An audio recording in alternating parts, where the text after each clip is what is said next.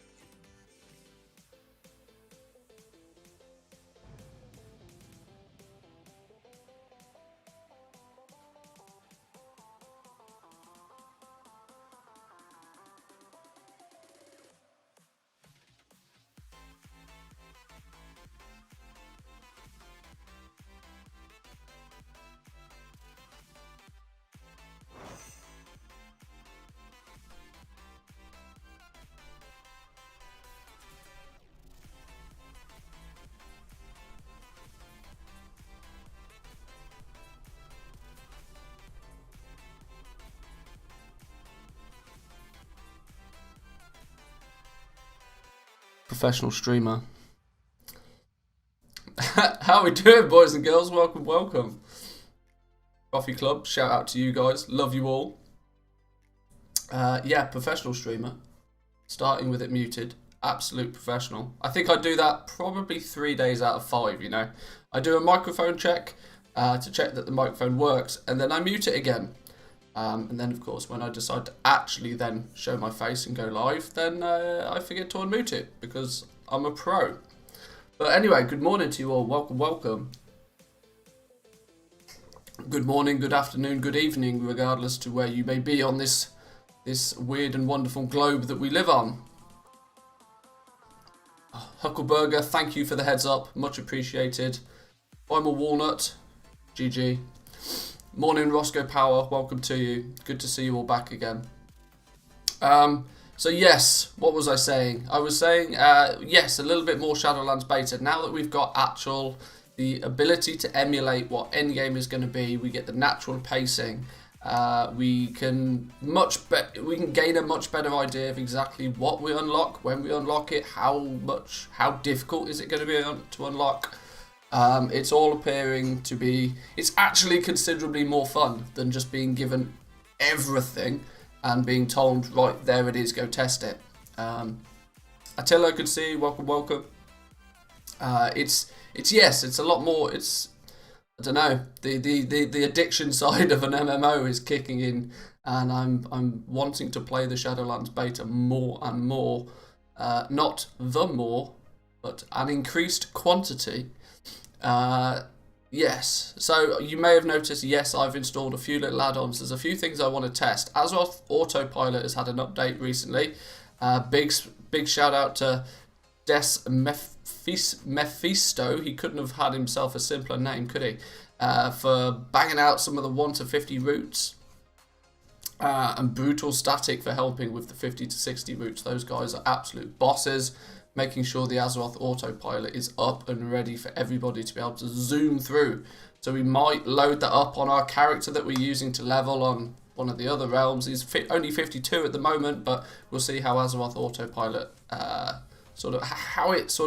whether it will integrate into a character that's already halfway through, or whether it's going to go completely spaz. We'll have to see. I'm not sure whether this was a wise idea or not, but I installed all the things. Why did I install all the things? Well, all the things is very, very good at giving you an explanation of exactly what is acquirable. Acquirable? Is that a word? It's basically really good at telling you everything that a zone has to offer. So I thought we could zip around and then we could see all of the rares potentially, and then see. Well, just admittedly, Azeroth Autopilot may not be populated with all of the new Shadowlands stuff yet, but it's a good way to sort of catch those things that you might necessarily miss or are hidden in the background, which is why that's there.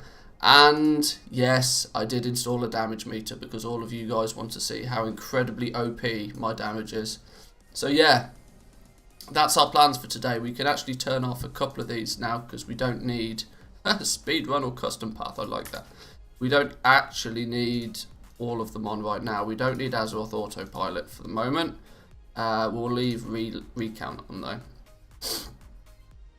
Do I know what tailoring items are best for Blood of Sargeras? Not off the top of my head.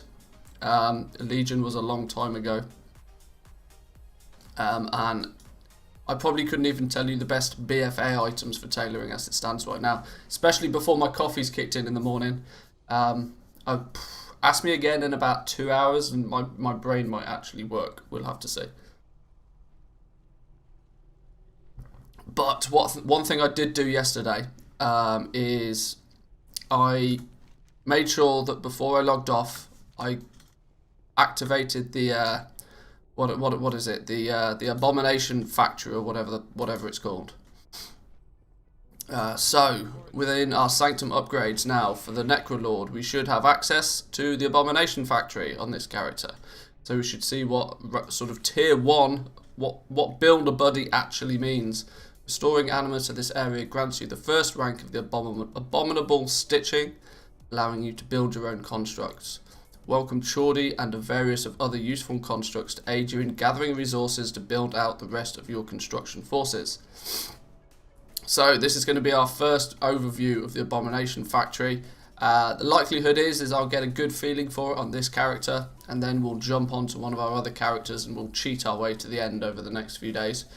Because on this character I'm not farming out all the anima and all the souls just to unlock this. It will give us a good indication. Right, so we've got a quest line to complete for this, I believe. Abominable Stitching and me. Let's rock and roll. Activate the Abomination Factory. Sounds good. We have a new campaign mission we've unlocked because we've hit, I think, Renown 5. Where can we see? Oh, we see here, Renown 5. We should have a new calling available to us as well. We've got 7 hours to complete this one, so we'll probably have to do this on stream. Defeat the powerful foes of Mordraxis. Oh, that's just Q for a dungeon, you know. That's, if I remember rightly, that one should be easy, an easy one to knock off quickly. Complete the world quest, The Chosen Champions, which is the that will take 25 minutes, half an hour by itself. A single world quest, which is a bit annoying. There's also the Theatre of Pain dungeon or the Plateful dungeon we can complete in Mordraxis. So we'll probably look at running one of those dungeons. That's the best thing to do, I think. But firstly, let's go get our Abomination Factory on the go. That sounds like the most interesting thing to do. Nice and easy. Start the stream off a little bit slow. It is Friday after all. Most people's brains are running a bit low by this point in the week. Merc, how you doing? Welcome, welcome. I presume I'd be right in saying good evening, if I remember rightly. Or if it's like 1 AM, then maybe still technically good morning, but you know what I mean. Let's let's take a run up here. Abomination Factory, here we go, look. A new home. Nothing more satisfying than seeing a soul obtain their new construct body. With your help, we'll construct an army of battle-worthy constructs to lead Mordraxis to victory. Maram, good morning. Welcome, welcome. Lord Ruin, good morning to you. Wow, everybody's turning up. Good to see you all. Welcome, welcome. Stitching time. You have acquired all the resources we need. Yes, I know, because I'm a boss. Build Abomination.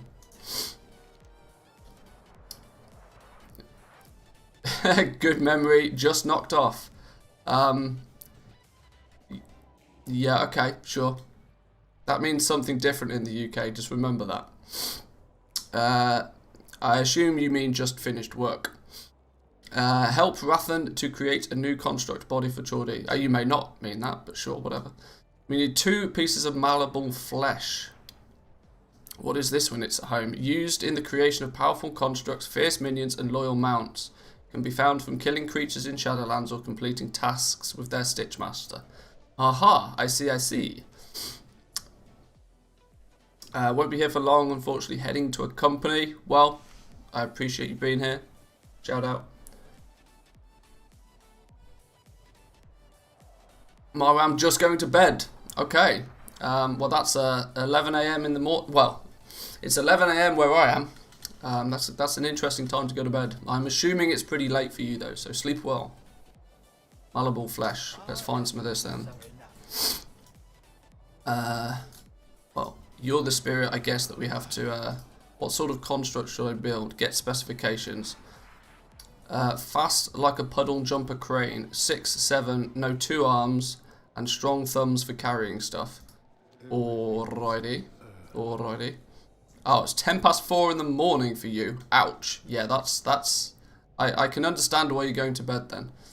Morning, Woo. Welcome, welcome. So we need some construct parts. We need these. What are these then? There's a piece of malleable flesh. I thought we needed 2 pieces. Okay, maybe we did only need 1. I'm happy with 1.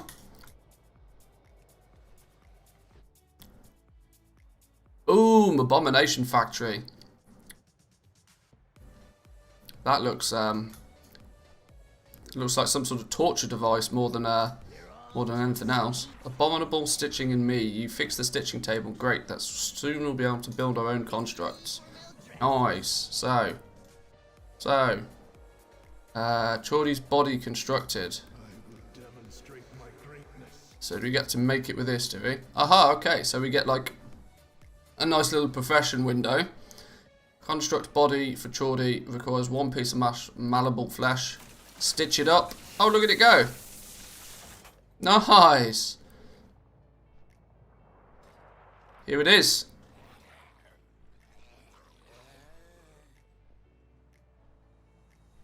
Off you go. I think he wanted 2 arms though, didn't he? Well, he definitely got his big thumb for holding stuff. I'll give him that. Well, there's Chordy then. Build abomination. Oh, you receive 2 pieces of malleable flesh. That's fine. Chordy is whole again. There's nothing more satisfying than... Oh, we've read that. May I take your order? Chordy is just the first success. There will be many more. As 3 souls show up here, speak with them and take their requests for new construct bodies. Soon we'll have lots of constructs to work on. Take the construct requests from the soul present. So, there's a couple of extra ones we're able to craft. Rose, Boyle and Atticus. And they each appear to come with their own little quest line. Question really lies in what the hell do these things do? Something owned, something used. Want new lucky doos. Chordy is best at finding lucky doos. Want to go look around with Chordy. Chordy looks at you pleasingly with his large eye. With his 1 large eye, yeah. Use Chordy to locate and collect 10 valuable salvage in Maldraxxus. And then you'll get some superior parts and some malleable flesh. Am I right in assuming then that now we've got... Okay, yes, now we've got a whole bunch of different things we can craft. Fashion accessories, the dapper top hat. We can't look at the dapper top hat though. Allows the current active construct to wear the dapper top hat as a fashion accessory.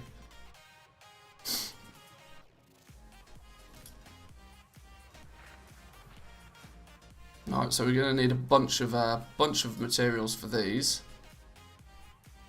Are these areas instanced like garrisons? I assume they are. I'm assuming they must be. They don't appear to be. They do just initially stand out in the open world. But I imagine when you pass this threshold, I would imagine... Yeah, we get to Butcher's Block. I would imagine Butcher's Block is instanced in some fashion, because of course this theoretically should be different for everybody, but this is just the outside. The seat of the Primus is the inside of your covenant, but I imagine this little square little zone is probably partially instanced at the least. We've actually got 2 more dudes down here. We've got Mars and we've got Flytrap, so we can... Apparently it wants us to take Mars's. Oh, take Fly... Okay, they each have their own specs. So, for starters, should we maybe just look at completing what Chordy wants us to do, which is recruit Chordy. Okay. Let's go find some things. Constructability, drag it to your action bar. Sure, F1, why not? Locate salvageable items and maybe lucky doos. So he's now going to come with us. Valuable salvage collected. Does it give any indication of where this is though? Or do we just press the button and see what he does? Oh, he just runs off. I see, okay. Let's chase him down then. Oh, there's a salvage. Shattered memento. Grey item. Do it again. It's kind of annoying how when I press the ability it dismounts me and then he runs off, so I have to mount up again, but sure. Oh, that was then a valuable salvage. Okay, so we are actually going to have to do this more than 10 times. Go on then, off you go. Find some salvage. Why does he sound exactly like Gollum?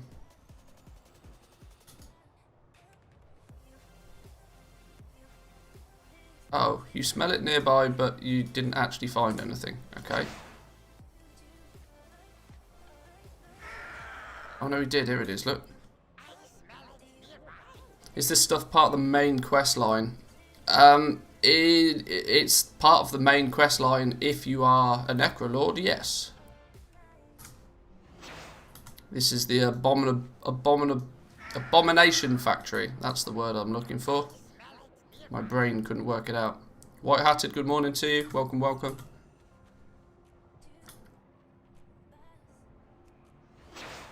So each covenant has their own sort of unique little side game, mini game, activity, whatever you want to call it. In terms of, we know obviously of the night phase very well. We've tested the night phase considerably with the Queen's Conservatory. The Manthieus have the party mode. The Necrolords have these abominations that you can craft and then presumably recruit to do different daily quests, and eventually they will, in theory, I imagine at least, offer similar rewards.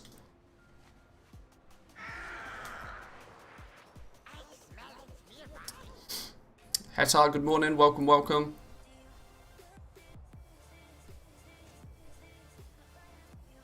How many is that then? We've only got 4 so far. Come on, little man, find the goodies. Then get out of the way so I can click it, you dumb. Move back this way. There we go. Cute Pokemon you got there. Yeah.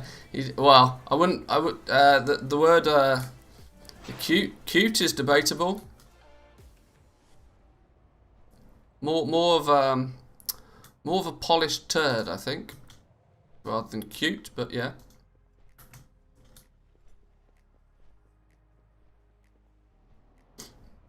I do hope they'll change the duration of completion of the whole content of one covenant. I really want to do multiple alts.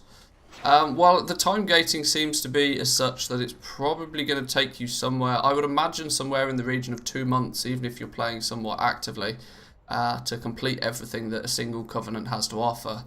Now, of course, if you try and do multiple alts, then that's going to be a lot of work if you want to do them all at the same time, but of course spread them out a little bit, focus on one covenant, then maybe switch, focus on another one. Why is he not finding any more lucky dudes around this area? Maybe we need to go somewhere else. Maybe he's exhausted this zone.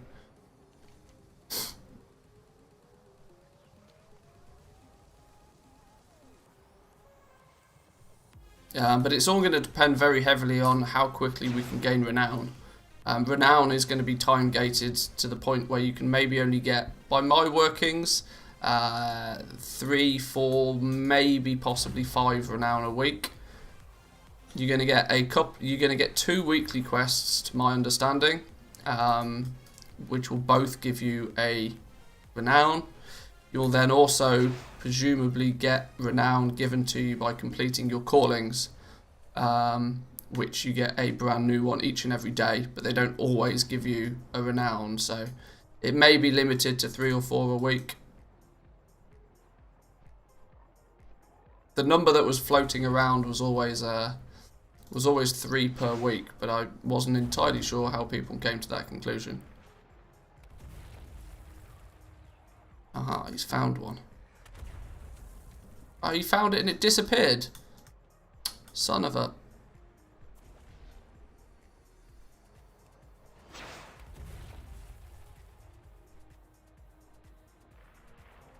So you don't think that 2 months time gating would be changed by the release to a shorter period of time? No, I don't think so. We sort of spoke about this a little bit yesterday, that you have to get 40 renown with your covenant, and it kind of feels very much very sort of like battle pass-esque, in terms of the speed in which they drip feed you rewards.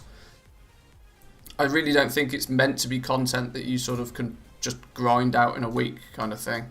I think it's specifically designed so that you can spend 5-10 hours playing a single character, and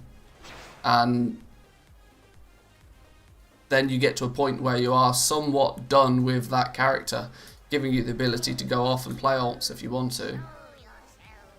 And where are you going? I can't go up there. Oh, how the fuck am I meant to get that? Oh, maybe I can get up there. Nope. How am I meant to get that one? You gotta be kidding. Oh, well, I think we'll ignore that one then. Good job finding a piece of treasure halfway up a mountain. Stupid Pokemon. Did by chance have I tried out the new alt skip leveling thing they added? If so, does it really speed things more up, or is it more of a convenience thing? The Threads of Fate leveling mode is, at least from what I've seen so far, not a quicker way of leveling. If you want the optimal quickest way to level from 50 to 60, do the campaign. Grind out the quests, complete the campaign. That's almost guaranteed to be the quicker way for you to do it. But if you want to level your character like at a more, or if you want to say level a few alts at the same sort of time, you can take the Threads of Fate and you can just level, instead of doing the same campaign missions, which could get very repetitive very quickly if you do it on more than a couple of characters. You can just do your world quests. You can get access to your Covenant and start farming anima, this sort of thing. It's not going to be quicker than doing the regular campaign. It's just going to allow more variety in what you can do to level. If you want to just solely focus on dungeons, you can do that sort of thing. So it's not quicker. They broke leveling again. They've busted it up some more, have they? Preach tested it. It's not surprising that it's still broken. Everything is still a little bit broken. How long does it take to go from 50 to 60 in your experience so far?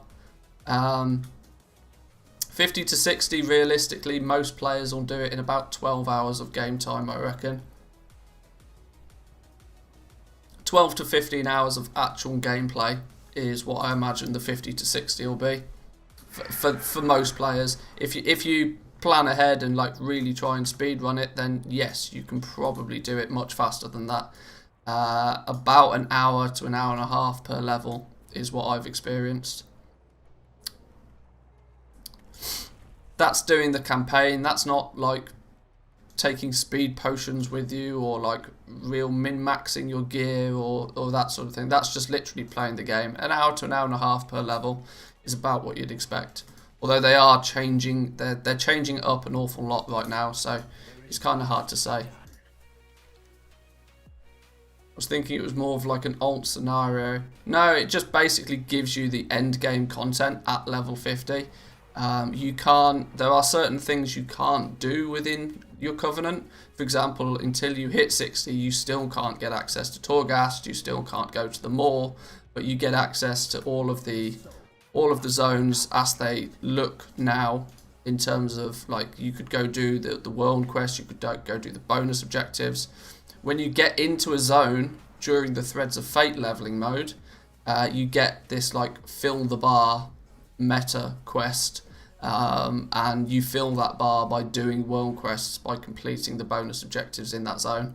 All the stuff you'd kind of want to be doing at 60 anyway, because the world quests are going to give you your reputation, the world quests are going to give you your conduits, the world quests are going to give you your anima.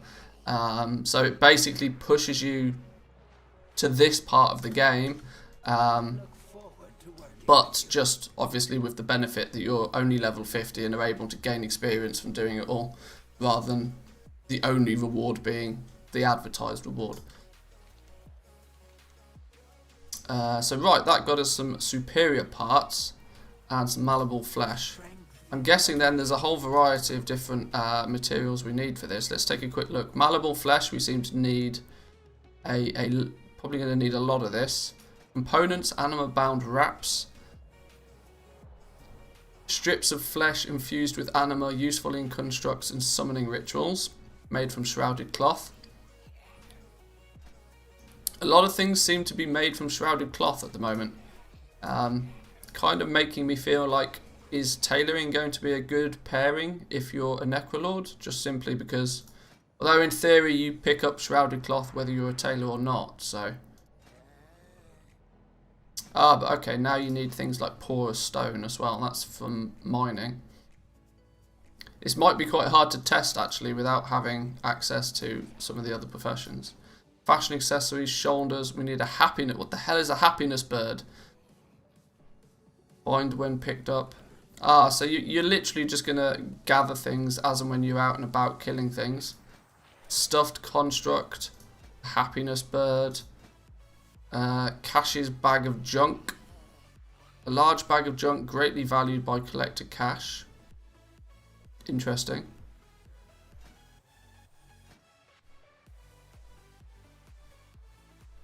It looks like there's lots of these, they're categorizing them as abominable stitchings, but they're all bind on pickup by the looks of things, so you're not going to be able to gather them on other characters and trade them. Okay, what do we actually need to do now? Take specifications from each of the different dudes. So here's Mars. What sort of construct do you want to be? Muscles and armor. I'll wade into the thick of battle and laugh as the blows bounce off me. Alright, cool. What does Flytrap want to be? Flytrap wants to be... Having teammates is important. I want to be sturdy enough to carry others into combat with me. Sounds like a mount, you know.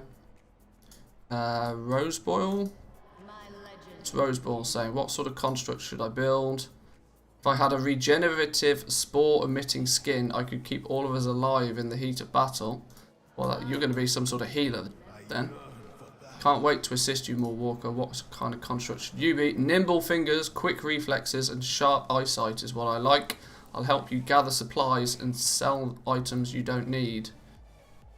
Is this going to be some sort of vendor dude that follows you about and sell items you don't need? Sounds like a portable vendor. Let's find out. There is much to be done.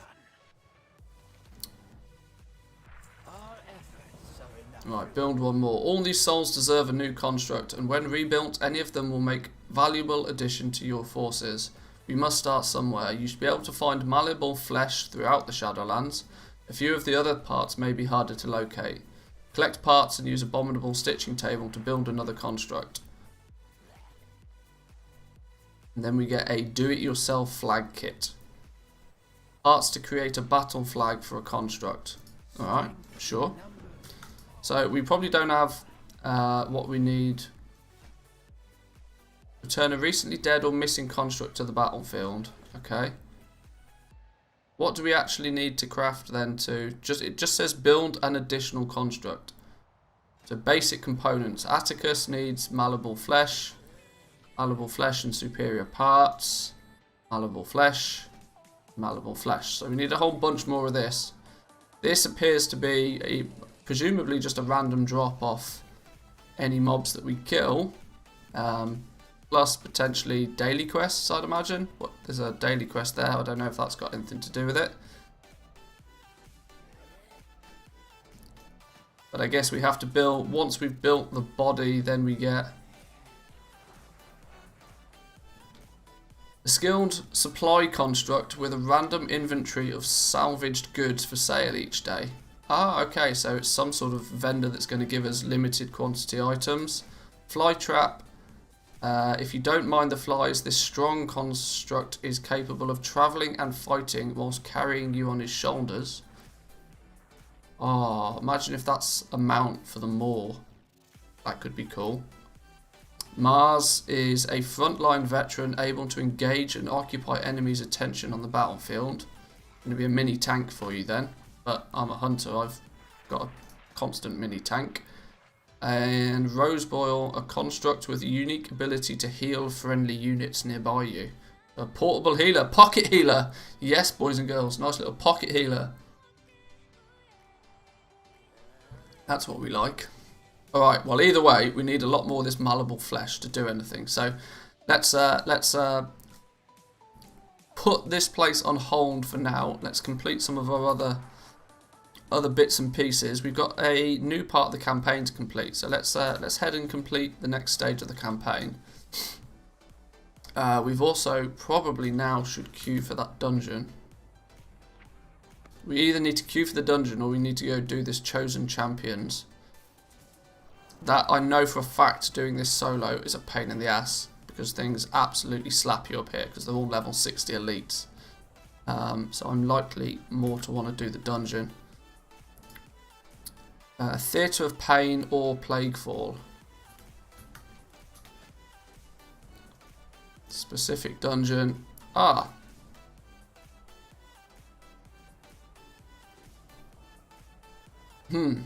I can't do the Theatre of Pain. But I can do Plaguefall. Was it Plaguefall? Was that one? It was one of those two, wasn't it? I need more gear. It requires item level 144. I currently have 143. Well, we can queue for that dungeon at least. Is there any world quests that are going to give us some gear?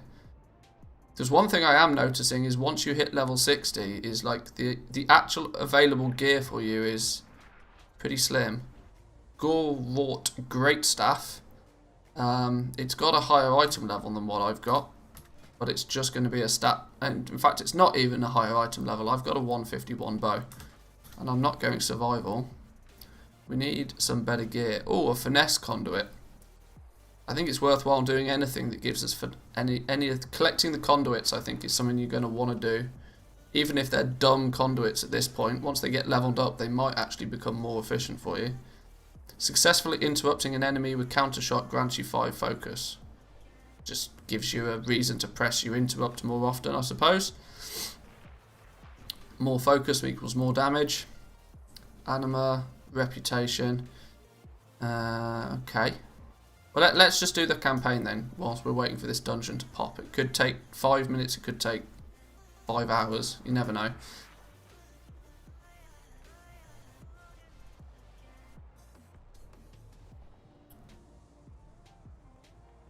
So I'm guessing that we can swap out our little abomination dude.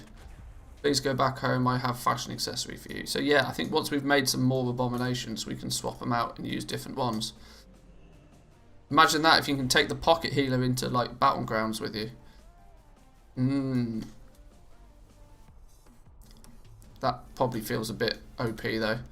Where's our mission table in this place actually? It doesn't highlight the mission table on the map. The mission table's over here. Or command table, sorry. Is its correct term. We've probably got something. We've completed a mission now. Let's see how it goes. Do we win? Jesus, everything took a load of damage.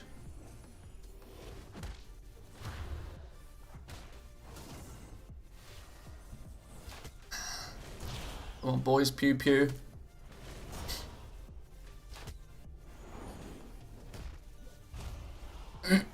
It's interesting to see that they've now given each of the mobs like a character role, just like melee DPS, ranged DPS. I've seen tanks, I've seen healers.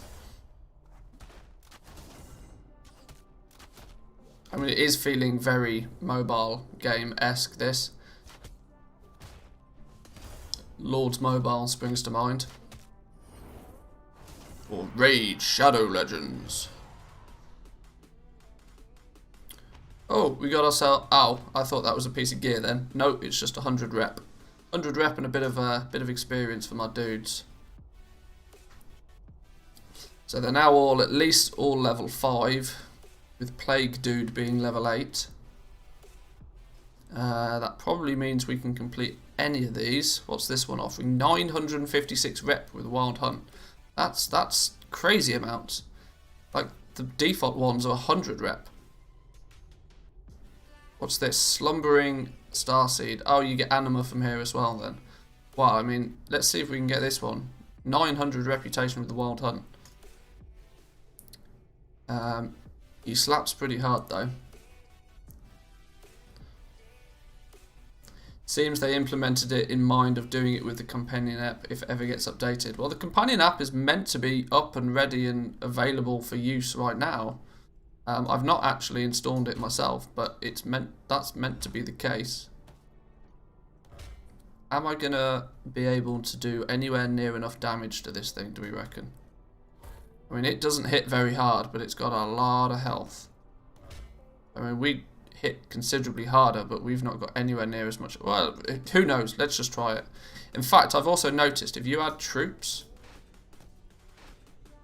oh no, it's got a default. It's got defaults at 50.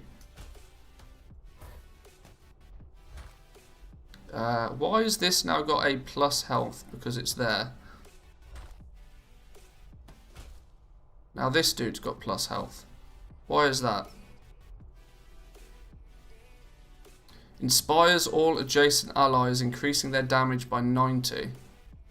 Well, if I put you in the middle, then surely you inspire both people next to you. I don't know, whatever.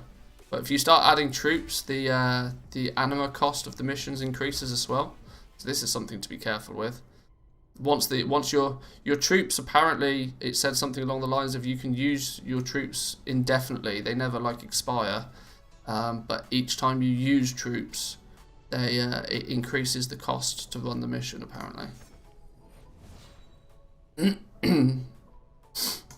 But now that's up and running, let's try and keep things at least somewhat optimized.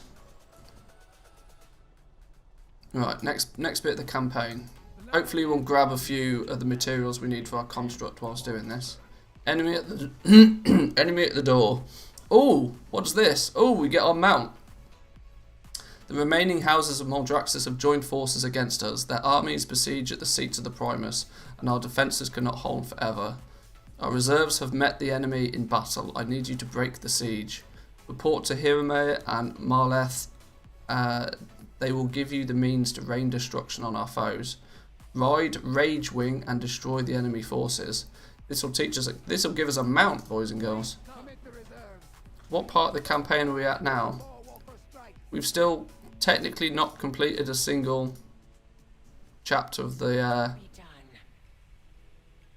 There's 8 chapters, and we're literally on the second quest of the first chapter, and we're getting a mount. That's nice. Let's head on out then.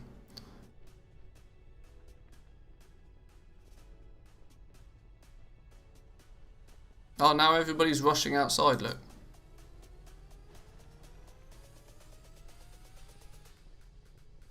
They rush outside and then instantly disappear, but yeah, sure.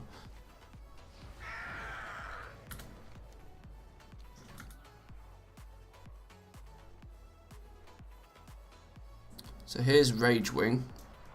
Airmare and I have prepared a few surprises for our guests. Please deliver them for us, would you? Throw a rune-covered spear at the target, doing damage, and toss a bundle of plague vials on the enemies below, inflicting big damage. Okay. Big damage. Big damage, long cooldown. No cooldown, targeted cast.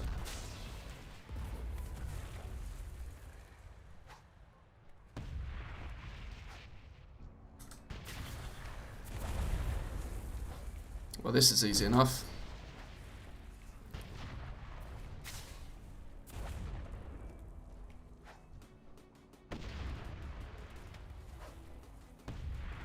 I'm not sure we're actually able to kill those things.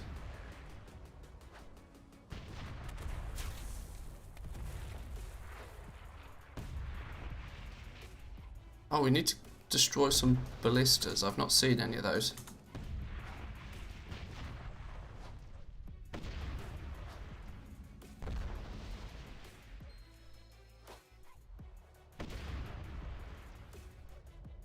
Where are these ballistas I'm meant to be killing then? Is that these big guys? Is that what we're saying?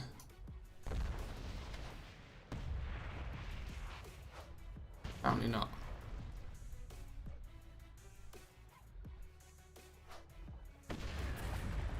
Oh, I see. Siege ballistas. I should have actually read it. That's me not paying attention again.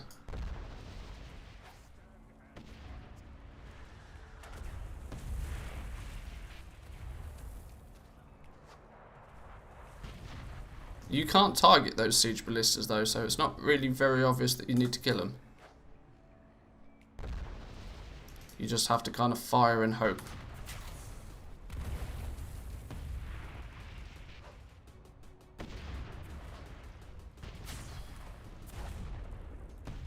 There we go.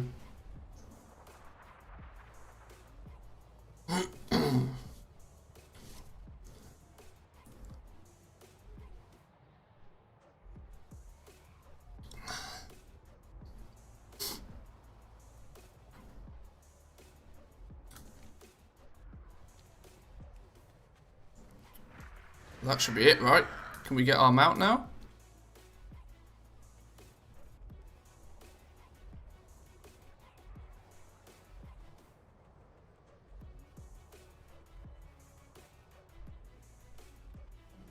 I can safely say that it doesn't actually appear that all the things works. So I'm going to turn it off for now.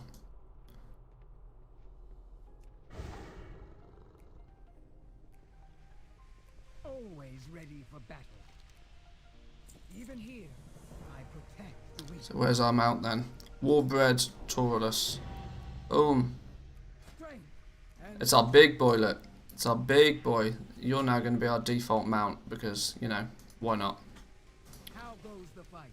Eyes on the problem. Our enemies rally at our gates. We cannot rely on darling airstrikes to hold them at bay.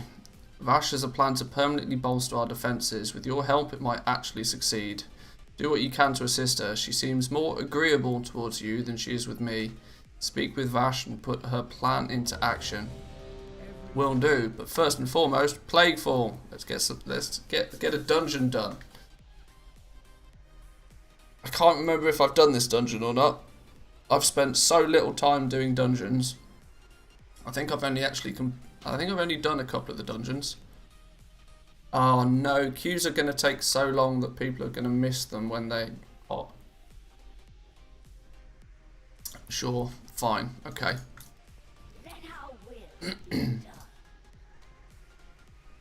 What's your plan then, Vash?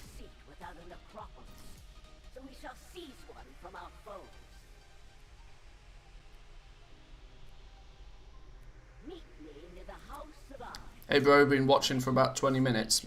How you doing, Kyle? Good to see you, my man. Welcome, welcome.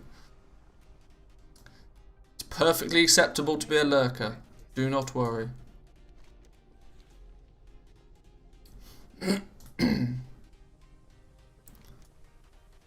Where are we meant to meet her then? Oh, all the way up here. Right up north. Alrighty.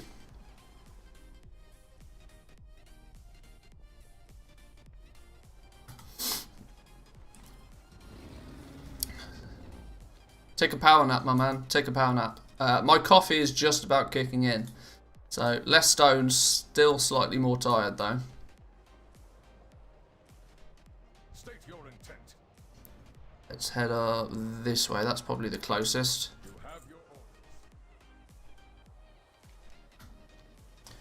Yes, once this coffee kicks in and caffeine is surging through my bloodstream again, then I'll feel like a real human being. At the moment, I feel a little bit like my abomination friend. Kind of like one eye, one arm, just like half of a person right now.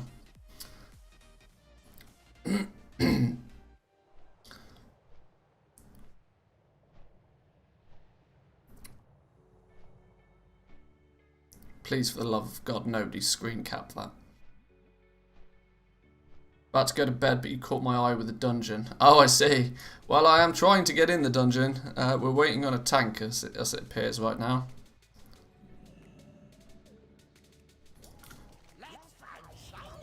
Eyes on the problem. Let's go and have a look then. Whoa, look at this mount.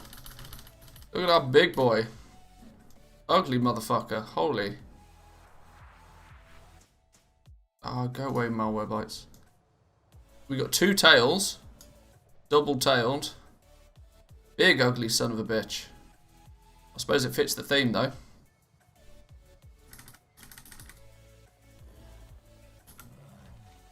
I was expecting it to be bigger though. I was expecting like Traveller Tundra mammoth size sort of thing. Because it made it look, in the pictures it made it look as if our dude was way smaller than this.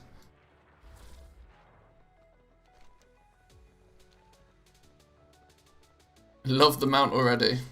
What's its special thing do? It does a, it does a double hoppity skippity and a roar. That's that in technical terms, a double hoppity skippity and a roar. There we go. That's what he does. From the front, double hoppity skippity and a roar.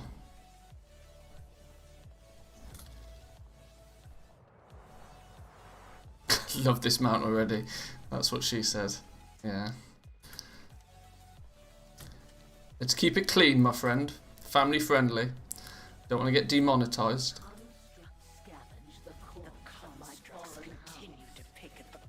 My live streams don't have ads on them anyway, so. I wonder if they're going to add a 10 million gold mount later down the line in Shadowlands. Yeah, it's hard to tell. I really hope they don't, to be honest, because then it's starting to get a little bit ridiculous. But BFA in general has been, or at least perceived to have been, a deflationary expansion. Warlords of Draenor and Legion added a ridiculous amount of gold to the game, which I believe Blizzard have, like, things like having all of these 300, 400, 500,000, 5 million gold mounts in the game has assisted with removing some of that excess gold out of the economy. But we'll have to see how it sort of feels once, because the thing that surprises me every time we go into a new expansion is just how poor everybody looks and feels at the end of one expansion, and then out of nowhere everybody's a millionaire. So it at the beginning of a new expansion, which kind of means that there's a lot of gold on a lot of players' accounts just sat there not doing anything. And of course, you can't really gauge the economy very well when you don't know how much gold is just lying around in people's pockets.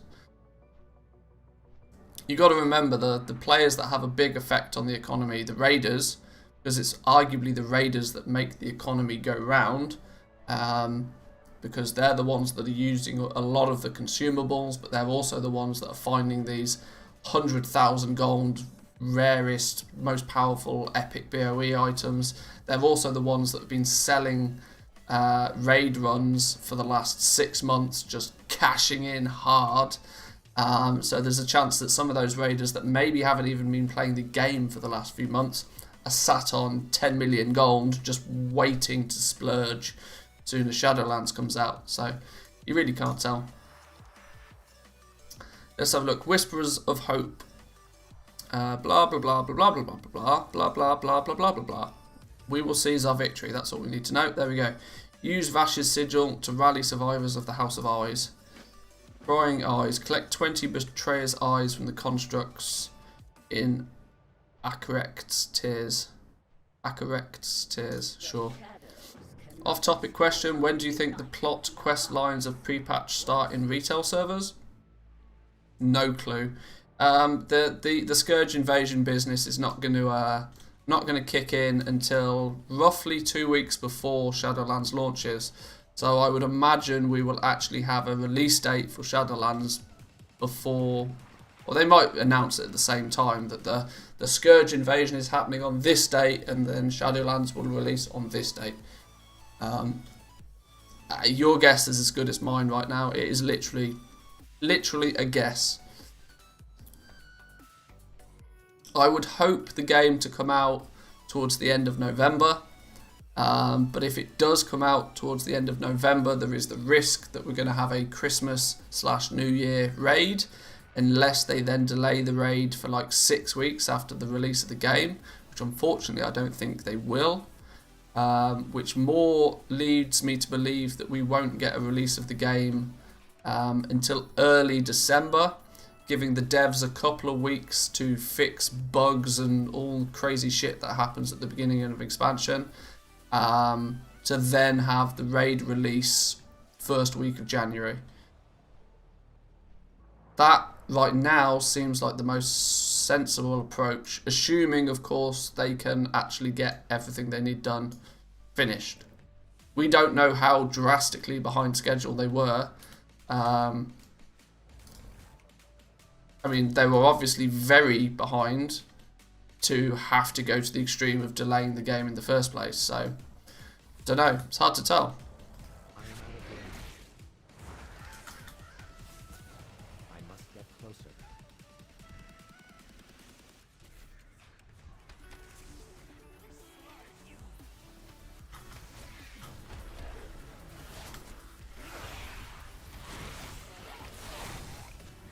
Maybe give them a month for leveling like BFA instead of the intended 2 weeks. Well, this is a possibility. They might just say, right, well, here's the game.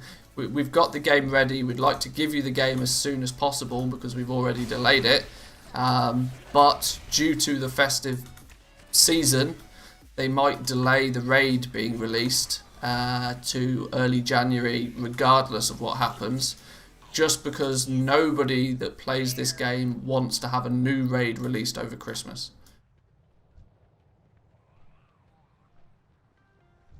Too far away. Because, I mean, it's that sort of level of craziness that just rips skills apart completely. Because there are some people that just refuse to play at the festive period because, you know, it's family time and that, so...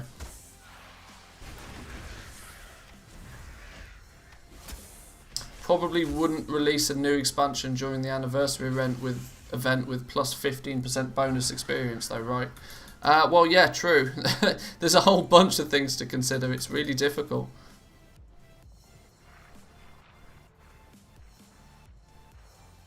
Oh, hang on. I probably didn't want to pull this dude. He wanted to pull me, obviously. Go away, run away, run away. Oh no, our dude is being spanked. Oh, gold. Maybe we're going to have to try and kill it. Just to save our golem friend. I mean, we can probably kill it, no problem. It's just time consuming. I didn't want to.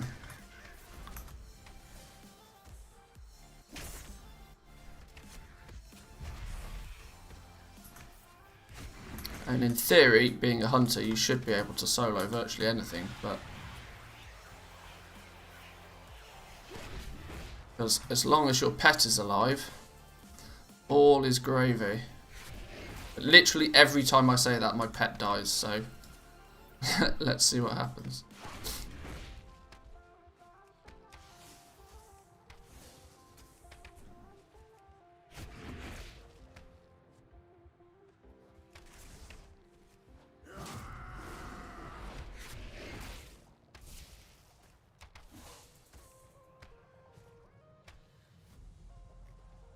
What is it showing?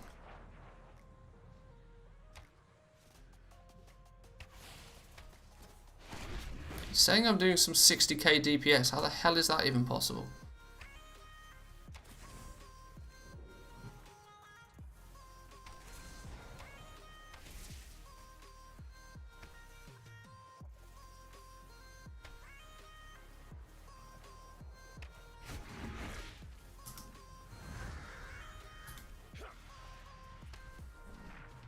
Oh, and this thing is taking forever to kill.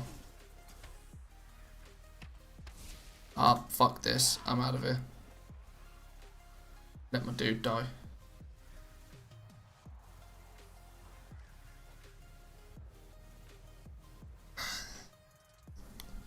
Come on, hurry up and kill my pet. I don't have play dead on this pet, so I just have to wait for him to die.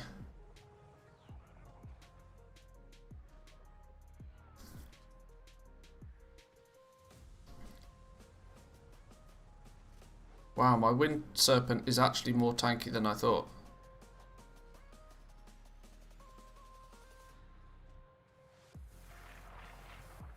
I should have just dismissed my pet and then feigned death. Riveting gameplay here, boys and girls. I do apologise.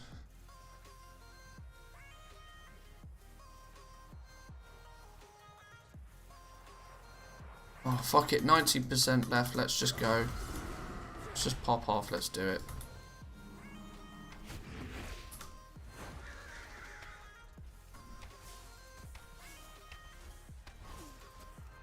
This dude better drop something good. I'm expecting like three BOE epics. That'll do. I'll take that. For solo in a world boss. He's not a world boss.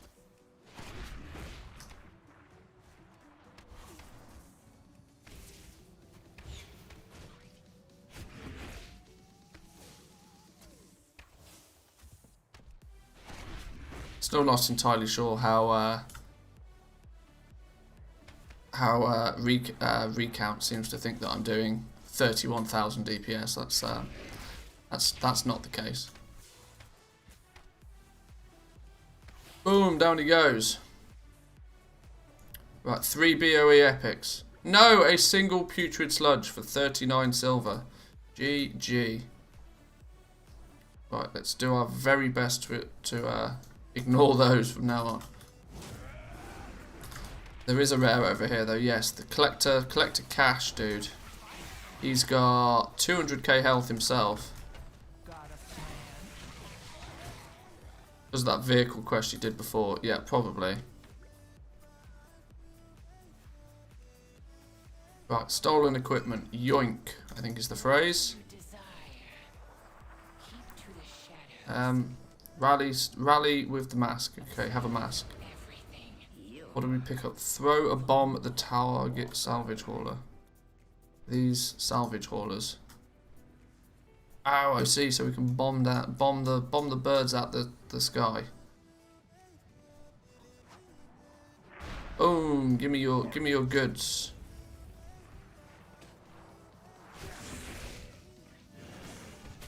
Oh, nice one. We steal all of the equipment.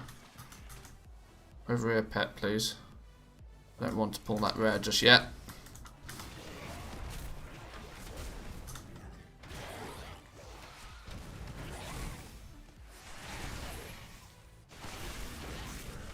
I would love my pet to have some aggro today. That'd be really, really helpful. Got no barb shots left, that's the problem.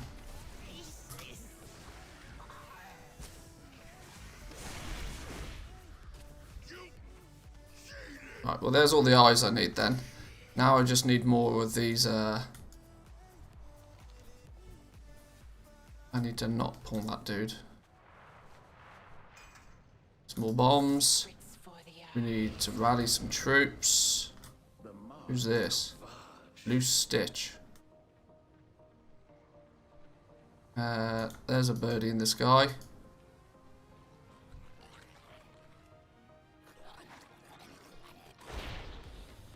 Go grab his loot. Oh, these guys are skinnable as well.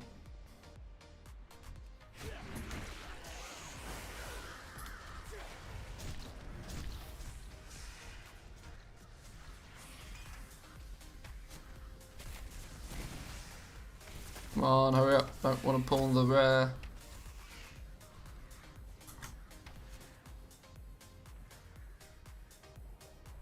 There's one.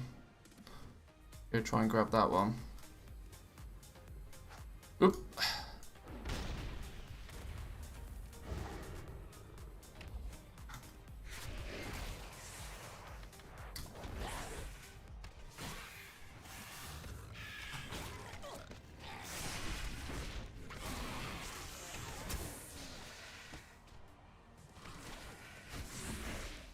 Have we been picking up any... Oh, we've got 1 superior parts and 5 malleable flesh. I've not been keeping track, but I would hope that killing all of these dudes would slowly be picking up the materials we need for our abominations as well. I've not seen any drop though.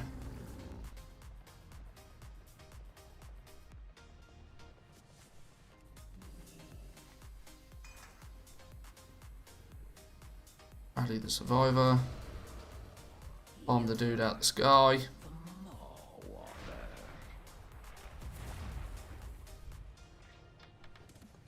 We need to do one more. This dude will do.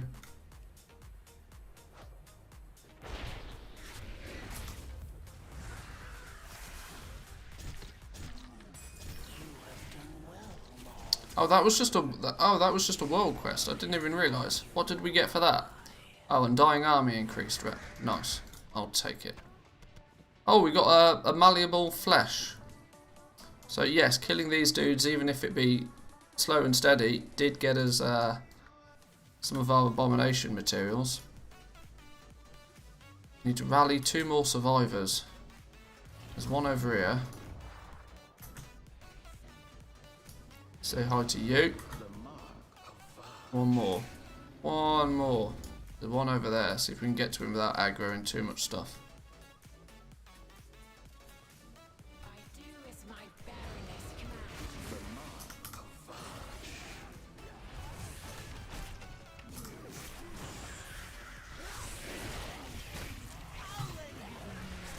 Still haven't had this dungeon queue pop though.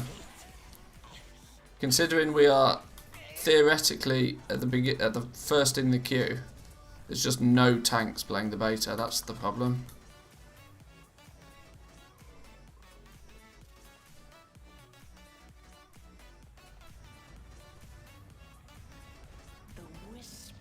We might actually have to go and do the world quest instead of completing the dungeon if we can't get a queue.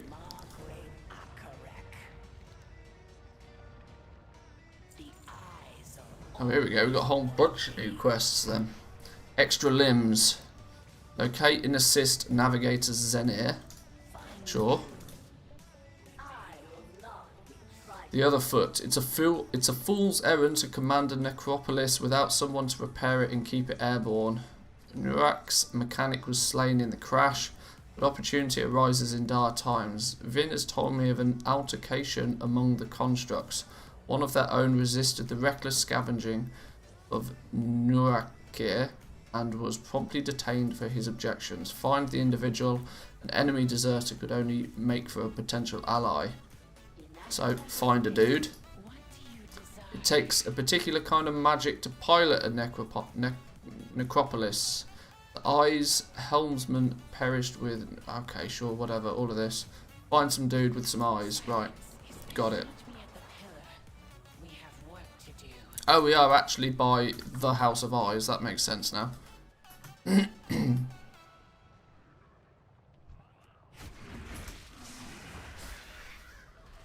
Well, here's a dude in a cage. Is this the mechanic? This is the mechanic dude. Look.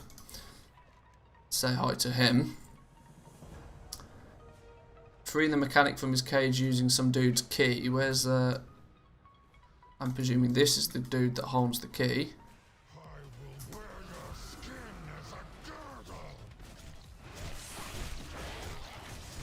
How did I manage to pull half of the zone? Keep my pet alive. Must remember to do that more often.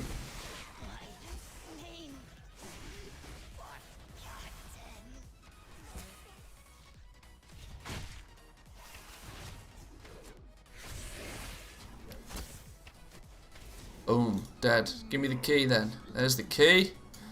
Unlock you. One down.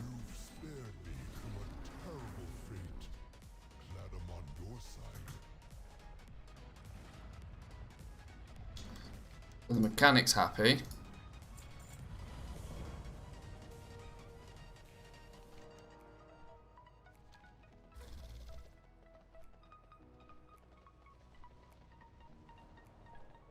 How and where do we go from here? Oh, these dudes are vendors. These will sell us stuff. What do you have to sell them? A bunch of regular ass. Nothing interesting.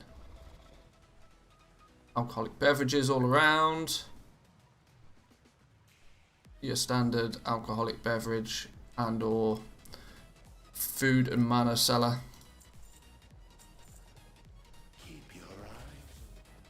Blacksmith supplies. Alrighty. How do we get to...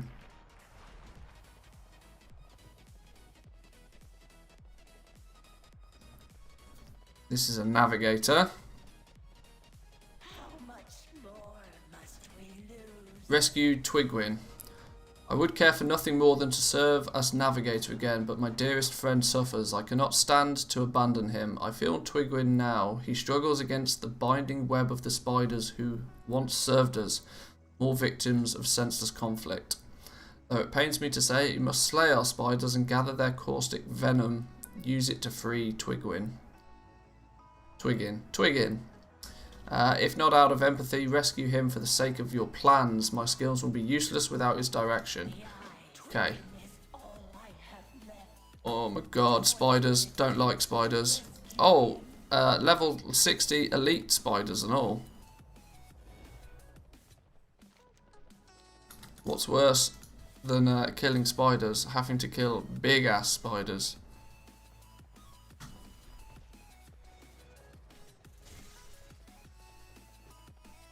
No spider slaying, please. Hey, look. Even the game's telling me to do it. The game's telling me to do it. It's not my choice.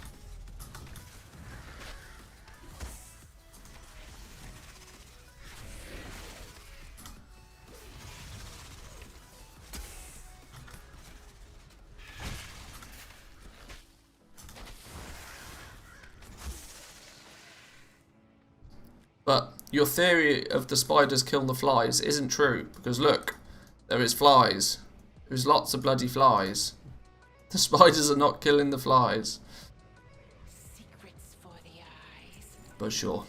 Summon Hellsman, some dude, and defeat her. Sure, excellent. Witches are cunning and arrogant.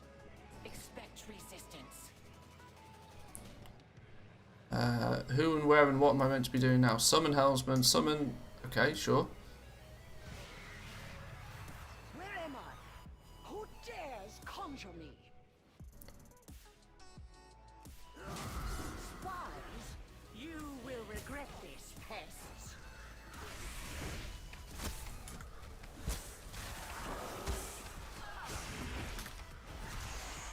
It's going down nice and quick. Let's not get hit by a tornado though. Hang on, why is he not dying? Enough. Oh, he's dead. I yield. Name your terms. The eyes are your master now. Await our command. My Baroness was right about you, Walker. We regroup at Nurakir. Okay, well unfortunately I do have to slay at least a few spiders, because apparently I need their solvent.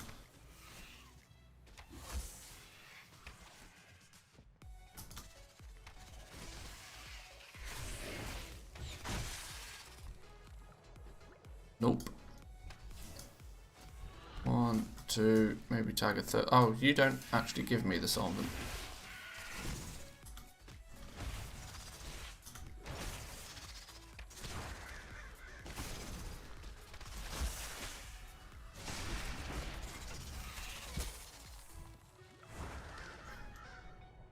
Two out of 6. Need more spiders, but not this kind of spider. Only a specific type of spider. Hang on, what's going on here? I'm being slowed down by little spiders. 117,000, and you know full well if I take the time to kill those, they then won't have what I need. I might have to.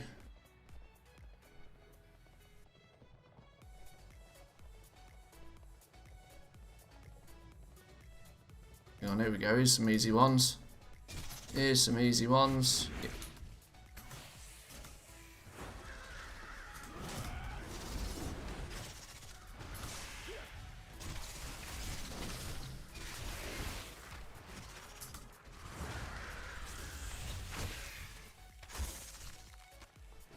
Ah, Jesus, we didn't get a single venomous solvent this time. Okay, let's keep going then.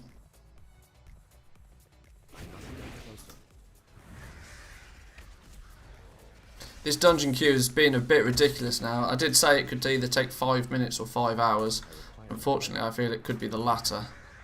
If there's any tanks that have access to the beta, please, for the love of God. Assuming you have a character on Ouroboros as well. Or heck, it's beta, just make one.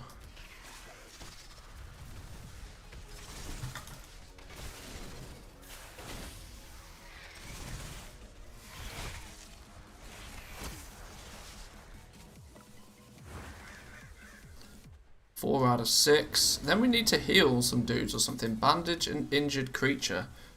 I've not seen what these said. I've not seen anything that appears to be what I'd consider bandageable or injured.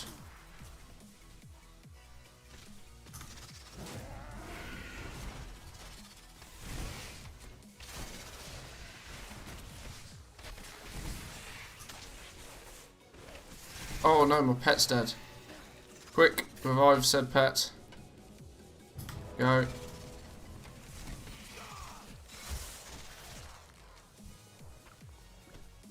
Oh, one more. One more. Still waiting to get my beta access registered for it as soon as Shadowlands was announced. Yeah, I really don't know how they claim it's random, but it's obviously not random. It's one of that's one of those corporate lines just to like make people feel at ease. But it's very obviously not random. There has to be some, because well, obviously they can cherry pick who they give it to. But the actual the default system for giving out beta access, it can't be random. I mean, I've very rarely struggled to get beta access for a Blizzard game. I almost instantly, I mean, I wasn't in the alpha, but virtually the second the beta came out, I got an email saying come play the beta. And this was before I was streaming or creating content again. Admittedly, yes, many years ago I made a whole bunch of content for World of Warcraft, and I've had a subscription to the game for like 14 years or something. Maybe those factors came into play. But it's been the same with virtually every, with Legion, with BFA. I've had access to the beta almost instantly every time.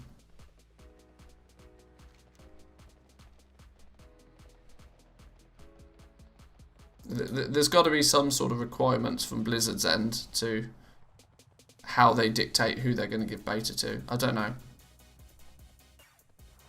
It is odd though.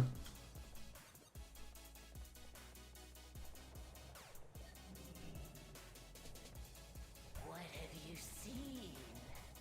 Our house will be a So here's your venomous solvent. You're now a happy dude. Got one more quest to hand in. Apparently we're making some sort of warship or something, is what I gather from the quests.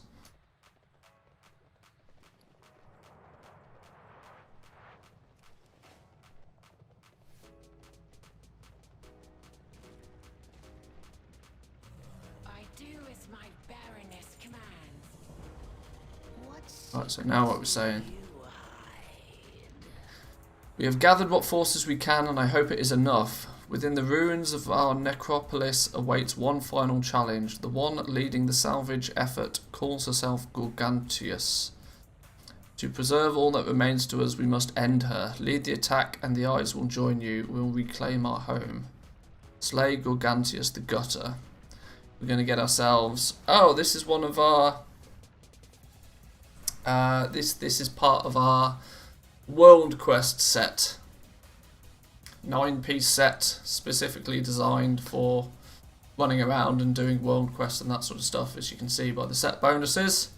3 set bonus increases your out of combat regen in outdoor Shadowland zones, while in your Covenant realm, so for us that will be Muldraxxus, the regeneration amount is increased even further. Whilst Fleshcraft is active, your agility is increased by 100, That's going to be quite a cool little 5 set. The problem might be is that we might already outgear it by the time we get 5 pieces of it, but we'll see. And then the 8 set, killing enemies reduces fleshcraft's cooldown by 3 seconds and increases your critical strike rating by 35, stacking up to 5 times. That's pretty big. That's pretty big. Good job, Blizzard, for making Abominations gender inclusive. Yeah.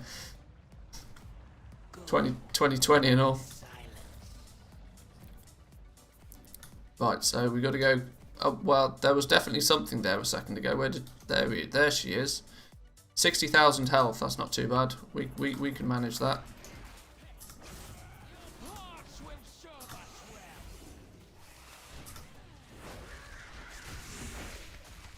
Now let's pop off.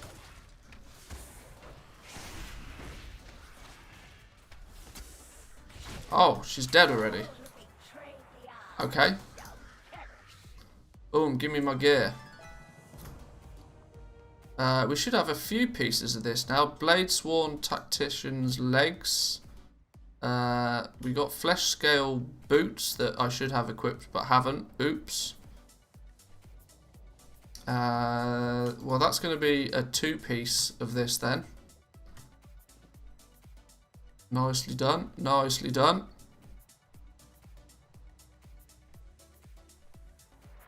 Need one more piece to unlock the combat regen, but that's also pushed our item level to 144, which now should be good enough to actually queue for all of the dungeons.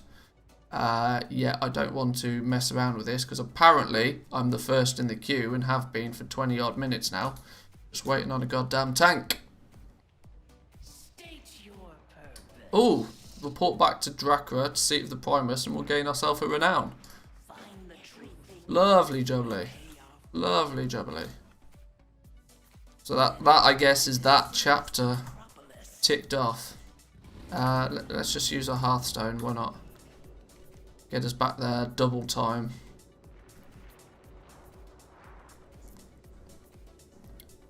So we can only see our renown rewards when we talk to the specific dude over here.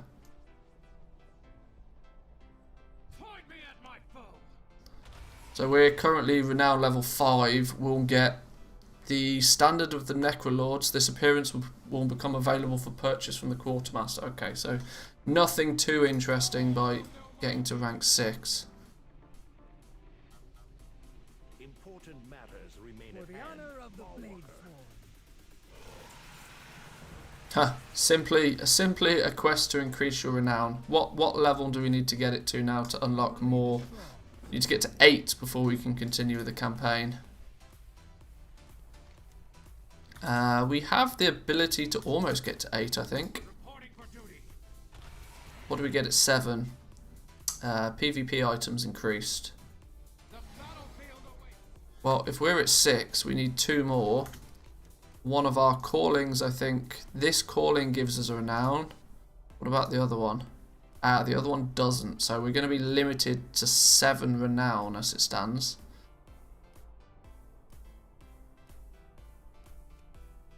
We're going to be, what are we going to be? We might actually then be at a point of, like I said, where you should, oh, actually, if we get more anima, that will be then 8.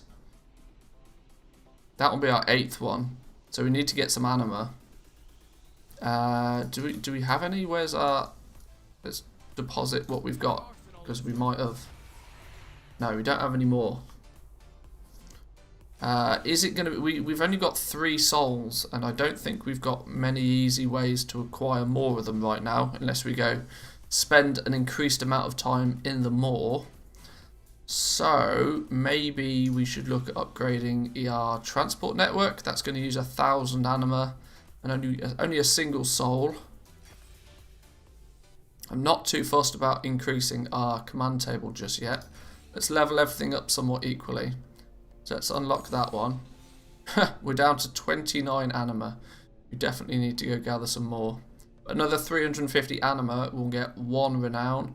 Once we finally get this dungeon done, that will be the next renown. That will push us to 8, which then means we'll have the campaign to continue on.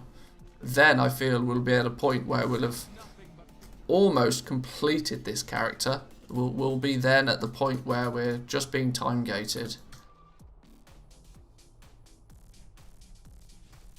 So let's get some anima. We probably can do that we can double team it by getting some world quests done in Revendreth. So let's head over to Revendreth.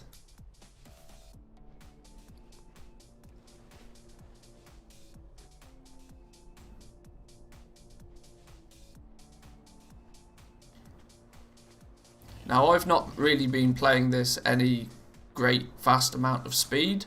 But theoretically, then, if we look at a slash played, we've played this character for 11 hours and 40 minutes, or time played at this level. So this character's been 60 for 11 hours 40 minutes, and we're literally one world quest and a couple of one world quest and a couple of a dungeon and a couple of world quests away from basically being done on this character, short of obviously just going around farming all of the world quests up.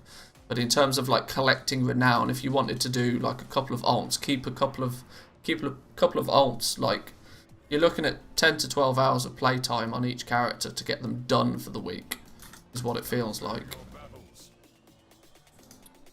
Let's go to Revendreth. We need to do a couple of quests over here. This is just to fill the bar. We want ones that give us anima. Reputation, no. This one gives us anima. It gives us a lot of anima. That might not be a bad one to do. What is this one? That's also anima. And then that's just gold. Well, let's look at doing at least these two, and then we'll decide on a third one.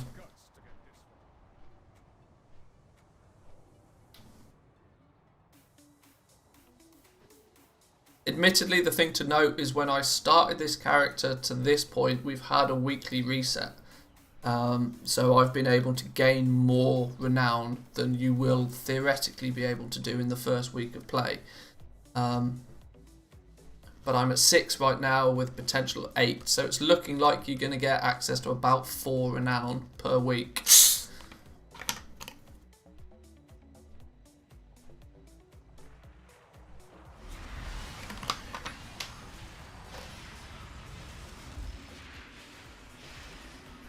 I mean, I would probably, to kind of get a character to the point where you'd say that it's sort of done, you'd obviously want to make sure that you've got your soul ash from Torghast as well, so you could probably end up spending another couple of hours on that character, just leveling through Torghast, making sure you get your soul ash done for the week. But it's looking like they're trying to get it to be where like 10 to 15 hours worth of gameplay on a single character will get you done for the week, which is nice. I think that's a reasonable amount. That's good for people that want to play just a main character, play a couple of hours in the evening after work, whatever. They can still keep up with everything that they want to do.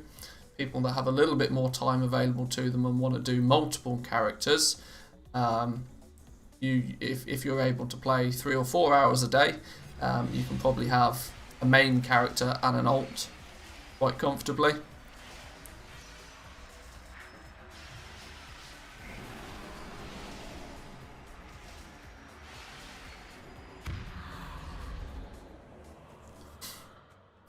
The flight masters seem to be a little bit quicker now as well, which is nice.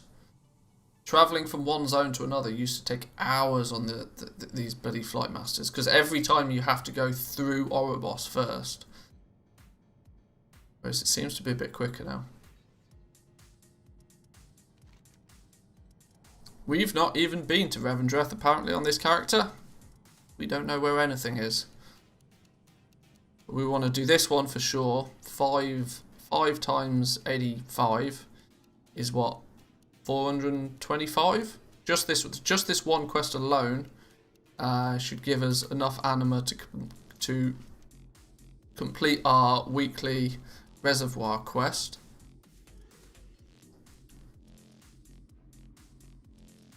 This one is 4 times 85. So that's what's that? 340, something like that.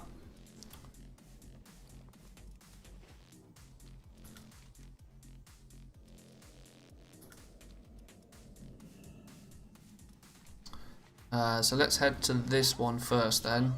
Awake a few things, kill a few things. Sure.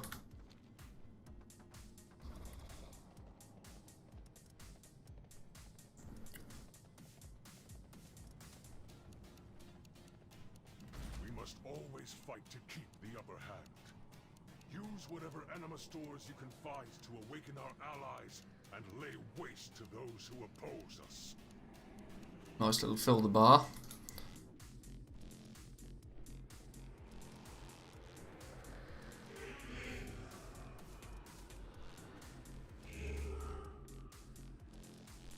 These are obviously requiring a certain amount of stuff to awaken then, I guess.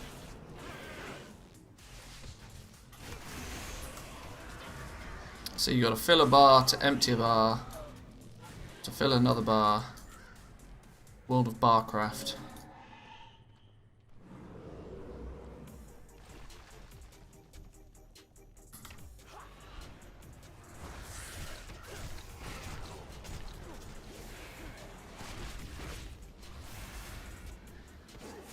I'm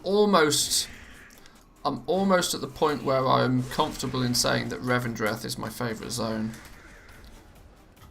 I didn't think I'd really like the whole vampire-y thing as much as I have.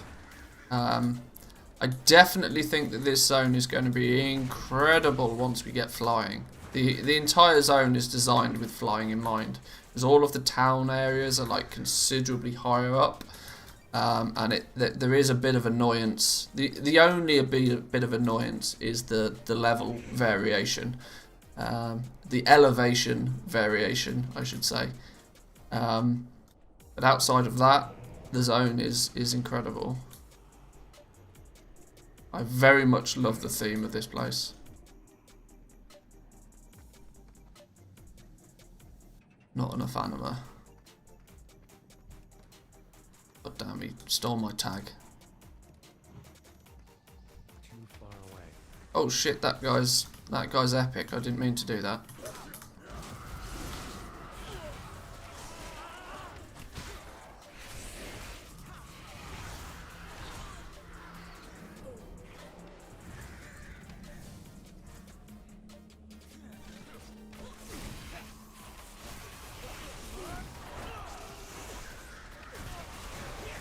You dead, and you be dead. Oh, we got 3 malleable flesh. How many was it we needed to build our abomination? It was like 10, wasn't it? I think it was 10 to build a new dude. How many have we got? We've got 9. We may almost, after killing a few more of these dudes, be able to go back and continue crafting our abominations. That's 4-4. We need to just kill one more thing, and then we're good. In true fashion, I can't find anything to kill.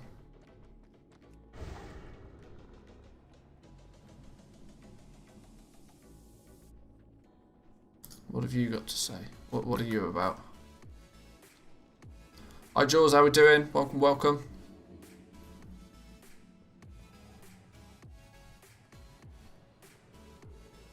Where are all the dudes to slaughter? How am I meant to complete a world quest if there's no dudes to slaughter? You, go, go, go, go, go. There we go, got the tag. It's all good. Do I have a nickname for my abomination friend yet? No, I don't. No, I don't. Maybe we can come up with one.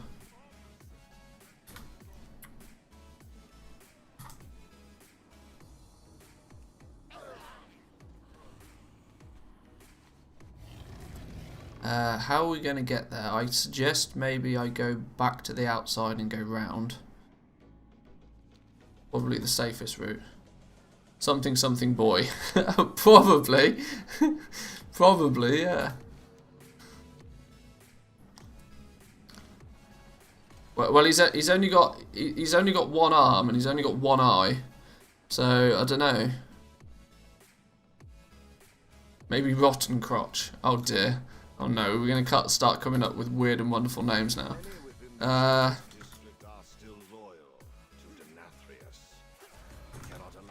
Well, he's not with us at the moment because we've ventured outside of Maldraxxus.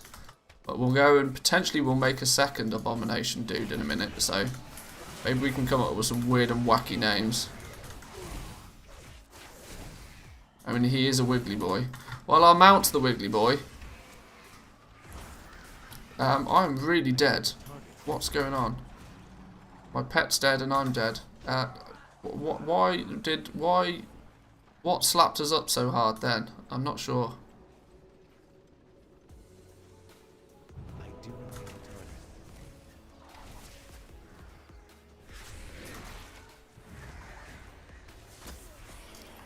Right, that was hairier than I expected it to be. Noodle Man? Maybe. Oh, a Manthieus lockbox. There's been some changes to lockboxes, right? I was reading somewhere that somebody had been doing some testing on the lockboxes, and they now there's the loot that you obtain from lockboxes is more dependent on who opens it. Or something similar to that.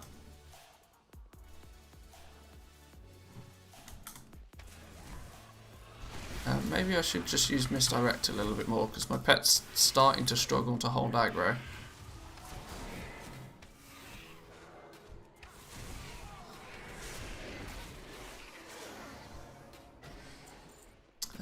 47%.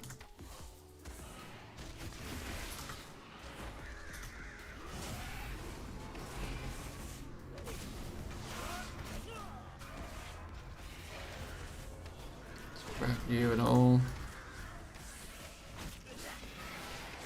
I need to save my barb shot to get AoE aggro. There's a stomp. I'm being too liberal with my spamming of barbed shot. Oh, 4 pieces of malleable flesh. Well, then we've absolutely definitely got enough to go make another abomination dude then. So we've got to complete this world quest and then one more. Then we can head back over to Maldraxxus. I am out of range. Hope to all levels of hell that we get a tank at some point within the next reasonable amount of time. Or I'm just going to have to try and solo that stupid world quest. Which is possible, it's just time consuming. Right. Sebastian Rottenworth. I'm liking that one. I feel we need to focus more on the fact he's only got one eye though. He's only got one eye and he's got a special hand. Look at my special hand.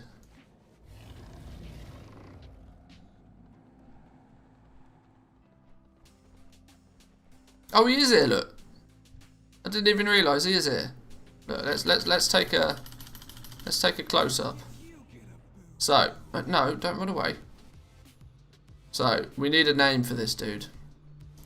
I mean, he's a beautiful specimen. Stop moving. Back this way. Where'd you go? No, stop. There he is. Oh, fuck. Sir Googly Limb. Sir Googly Limb. I'm liking that one. That's got weight to it. Sir Googly Limb.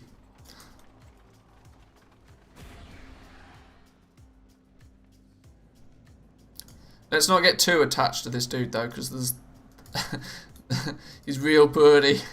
Oh, he is. He's a beaut. Definitely a beaut. Where is more stuff for me to kill? Can't fill a bar if there's nothing to kill. What do you mean invalid target? Where did it go?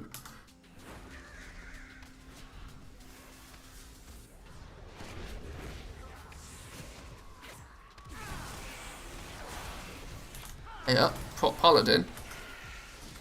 Prop Paladin? Hey dude, do you want to queue up and be a tank, maybe? It's fucking about. What's a florist's journal? Oh, increase your herbalism skill. Wonderful.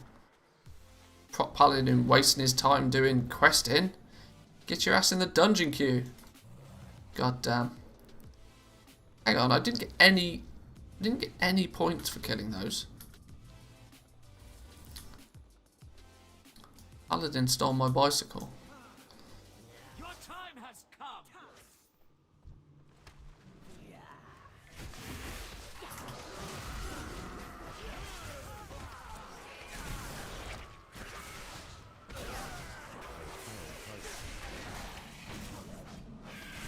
These guys better give me something towards this.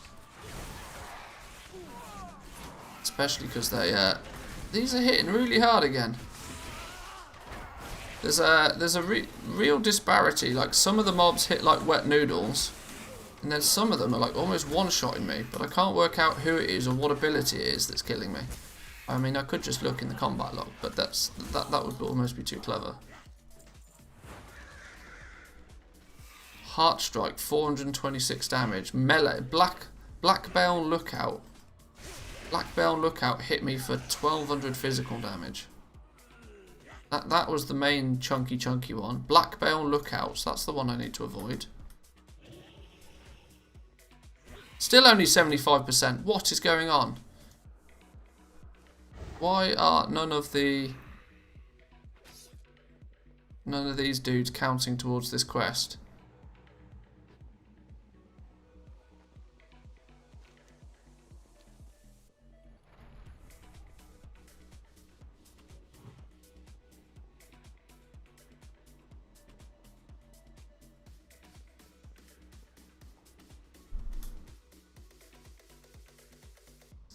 Apparently I'm in combat. I'm not quite sure where I'm in combat, but now I'm definitely not in combat.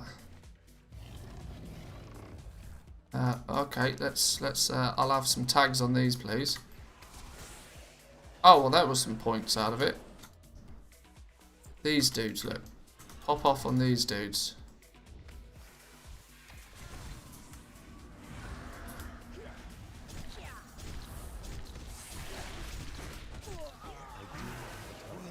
%. I need to kill one more dude. What about this Chalice Dredger? I can talk to these guys and get some points. Or maybe not. Oh, 98. God damn. One more. Pew pew. Boom. And that's also done our animal one, and now we need literally one more world quest. So either do we want to do a Fill the Bar, Banewood Wildlife Slain for Court of Harvesters rep, or do we want what the hell that is all the way over there? I think we want to do this one. Kill 10 things. That should be a lot more simple to navigate. Now, how do we get out of here?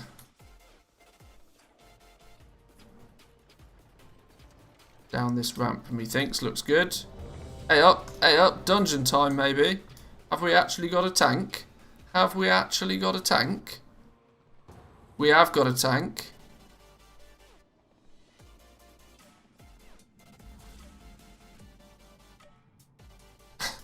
Now we don't have DPS because they've all fallen asleep because the queue took over an hour.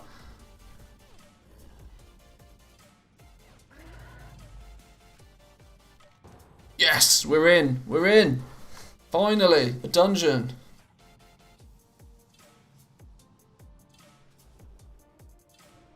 Plaguefall.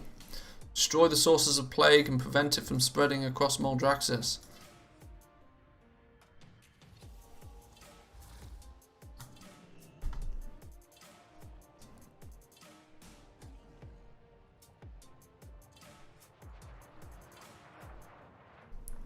Right, where's our tank? Put tank on focus.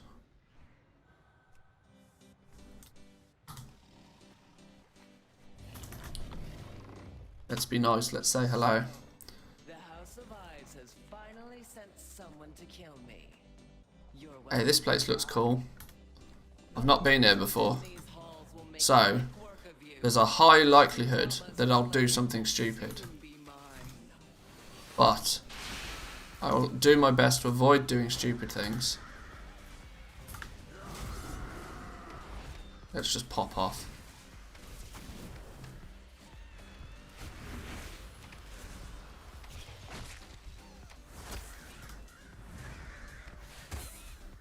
Get wrecked. Get wrecked. I require a target. You'll make up for it with charm. Well, I don't think the 4 other people in my group would agree with that. But I'll do my best to sell it to you guys.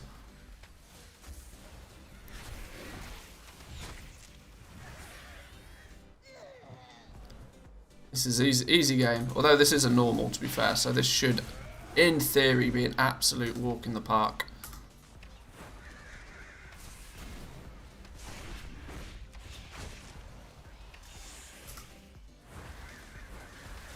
I probably need to interrupt whatever that is doing serious amounts of AoE damage to everybody, though.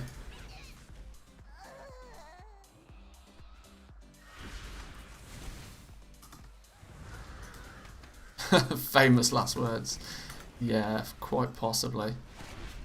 Is it going to be this blinding oh no, it's Fungi Storm. That's the one we're going to probably want to interrupt, I'd imagine.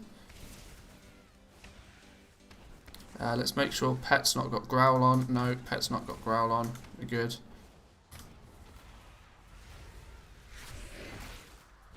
Yeah, so we can't interrupt Fungi Storm, but we can stun them. That's handy to know. Oh, we've pulled a big dude. Pulled a big dude. Popping off.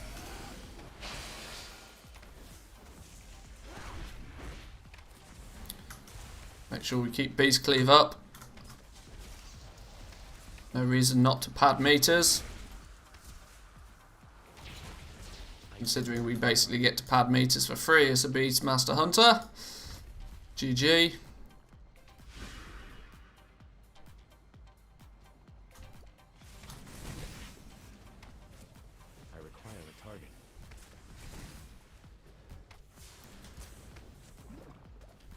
Make sure we stand in our healer dude's heal area, which is now completely slimy.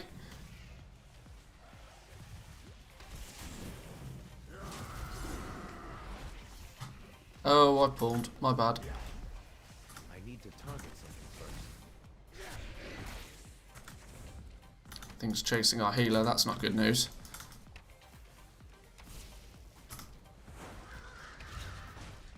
I disengaged to the other side of the slime and they all moved across. Let's make our healer's life a little bit easier. Let's be kind about things.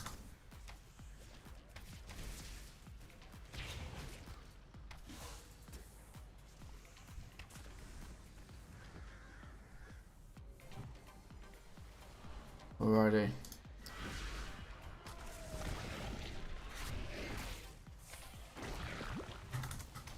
We're going all in, are we? Pulling everything now. Tank's got some confidence about him. I like that.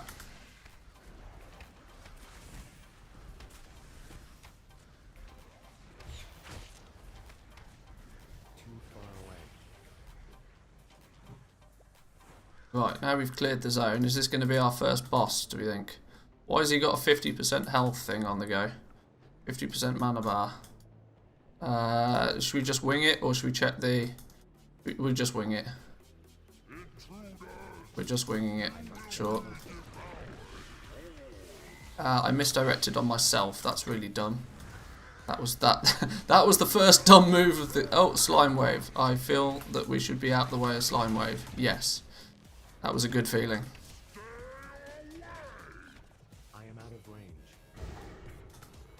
Stay away. No thank you. I want to at least be in range. Slime Wave is over there. We're fine. Beckon Slime. Don't know what Beckon Slime does. Wasn't overly apparent what Beckon Slime does. Might as well pop off. This dude is... that's not what I meant to pop. That was the one I meant to pop. Let's kill the slimes, because I don't reckon they should actually make its way to the big slime dude. He's basically dead. Let's throw in... Oh, we got hit by the slime wave. Oops. But we're good. We're good. Hey, we even got some loot. What do we get? Item level 158. Slightly better than our... Ever so slightly better than what we're wearing. By the way, the next boss, you must kill each platform of mobs, otherwise it makes the boss way harder. Okay, well, we'll see. Our tank seems to have a reasonable idea of what he's doing, so I'm willing to let him to lead on that one. Oh, I thought we got disconnected then.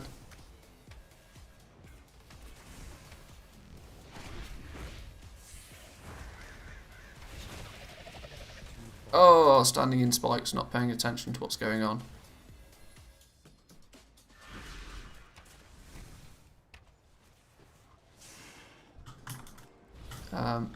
That thing's immune to stun as well.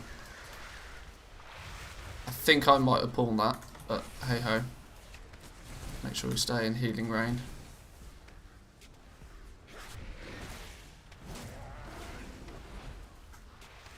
Oh, I'm not doing a great job of keeping Beast Cleave up. I require a target.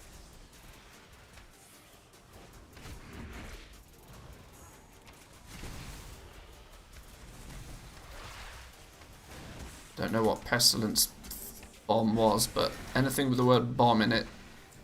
Hey, a malleable flesh.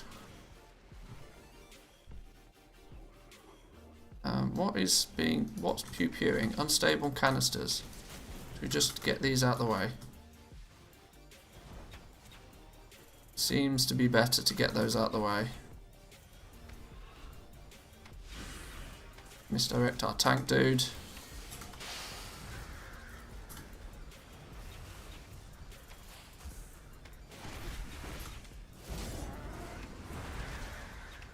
Interrupt whatever seems to cast. I don't know what they do. Interrupting is usually better than not interrupting in my eyes.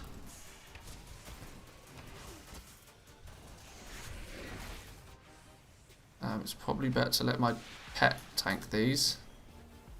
Oh, he's off already. My god, tank's on a mission. I need to get my fleshcraft up because I sense this getting out of hand.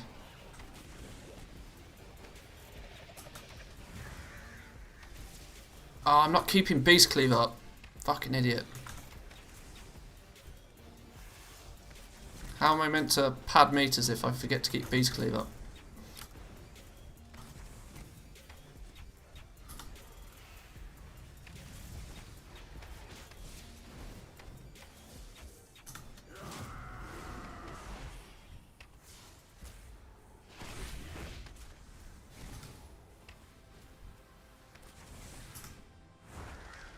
So I'm not keeping an eye on chat or really concentrating that much as well, I'm not concentrating on the stream as I'm trying to concentrate on the dungeon.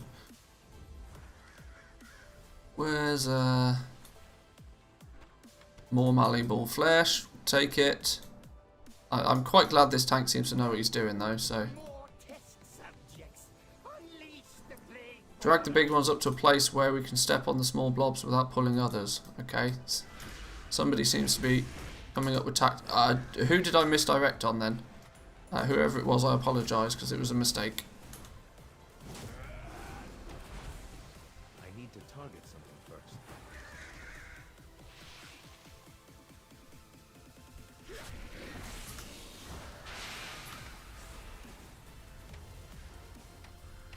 These dudes with bombs on their head, they seem to have a timer until they explode. Should we not be killing them? They seem to just go boom regardless.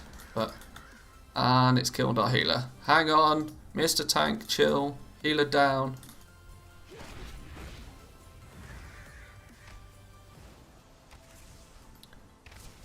I'm guessing if we pew pew these hard enough, then they die before they explode. I will dissect you myself. I will dissect you myself.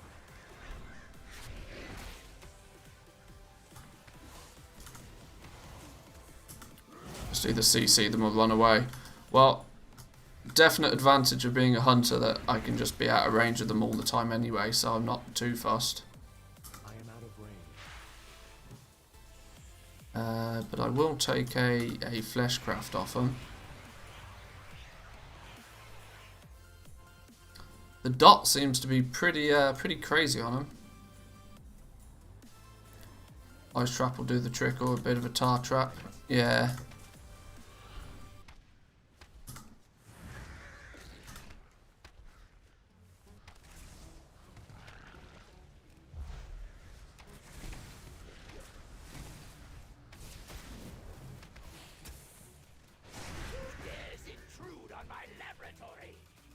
When I find you, I'll be happy to demonstrate my research.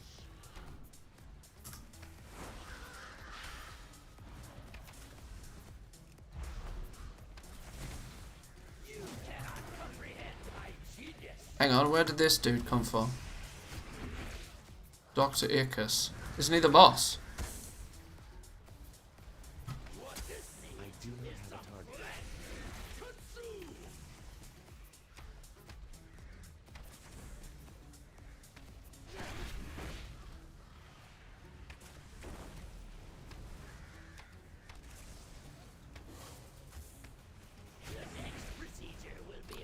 Leaps away to cast an explosion. Do we have to then make our way over there? I guess we do. I am out of range.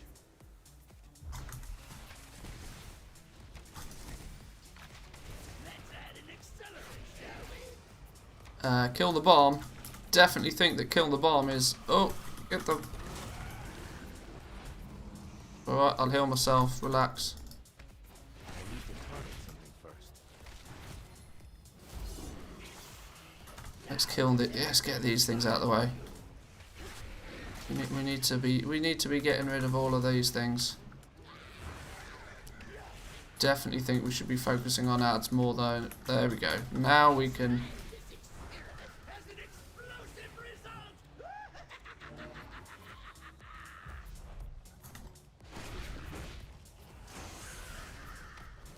Attack the bomb. Definitely attack the bomb. Why is everybody not attacking the bomb? There we go. Nicely done. Nicely done. Smooth as butter. Now to test this slime on you. Dead acid dodo. Smooth. Love it. No loot though. Can't expect loot from every boss though. So okay, where's...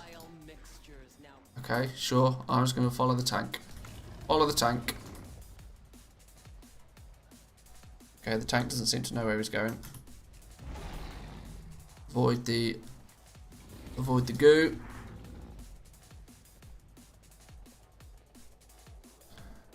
Where did the tank go? Did he go down this way? I think he did.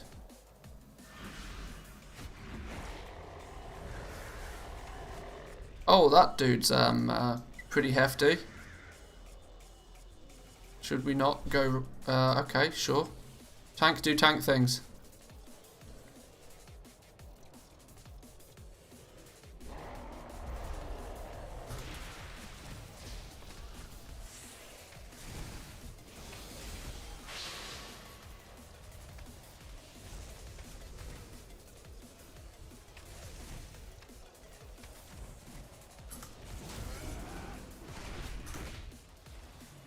Something's focusing me. What's focusing me?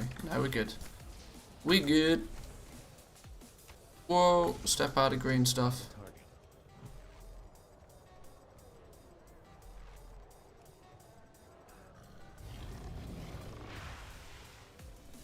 Had Akarak not been so foolish, had he reached out and seized the plague, the House of Eyes would still stand.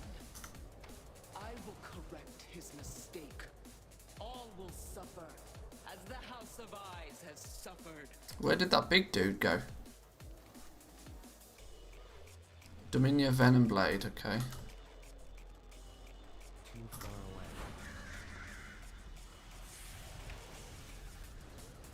away. Can we stun this? We can stun this.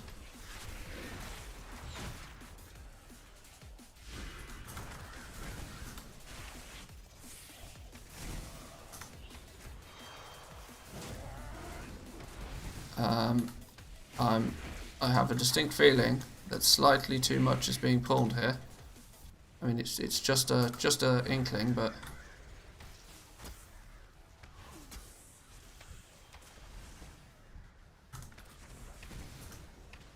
I mean, I'm sure the tank has got it under control, right?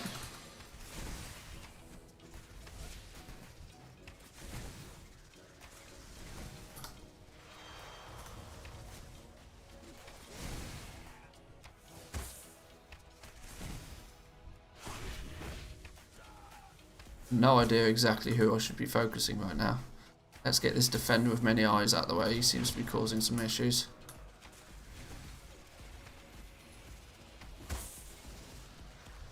Smooth. I'll take it. Go inside the web and AoE on the webs of the boss, or just AoE. So do AoE. Okay, do AoE things. I get it. Oh, we're off already. Sure. Let's go.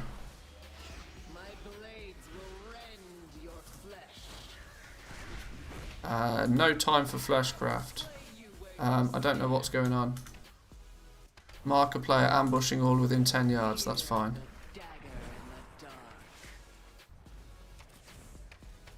Just stay out of range of other people. I got it. A single scratch is all it will take. Oh, me again?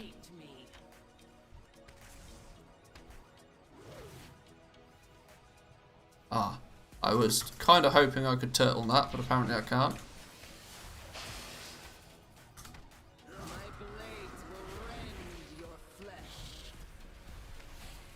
Well, it is normal mode after all. I have no idea what was really going on there, but she died. GG. Oh, there's one more. I didn't realise there was one more. I thought that was it. Okay, where are we going now then? Do we hop down? Do we hop down or do we go up? I'm going to wait for somebody else to do something. We jump down. Jump down and then get out the goo.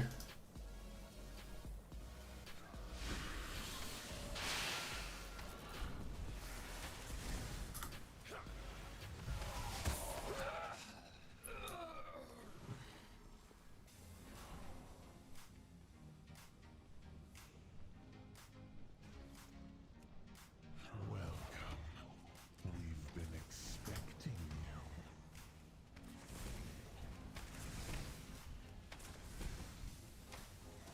I do not have a target.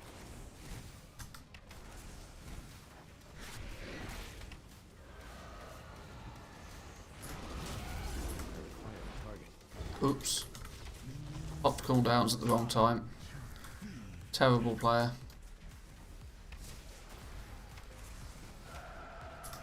This is a pretty fun dungeon though. I like this. I don't think I'd have many issues doing this dungeon a few times.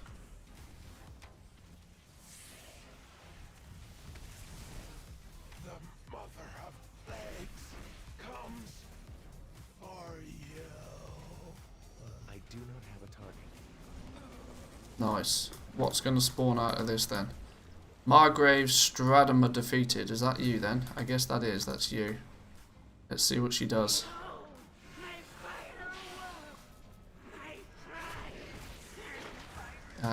We apparently, somebody popped heroism on the last boss though, so hence why I thought it was the last boss. Maybe I'm not the only okay. What? What the hell happened to me there? Spawn of slime. Touch of slime hit me for 15,000. Literally one-shot me. Okay. Touch of slime is pretty powerful then.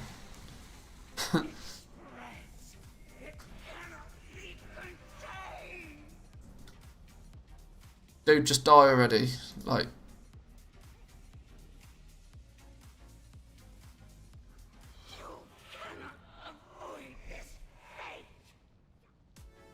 Purge dot zoned out a fuck ton. What? Okay. Ah, this Don't be a... Oh, come on, Death Knight. You don't have to do Death Knight things. Just hurry up and die so we can all res.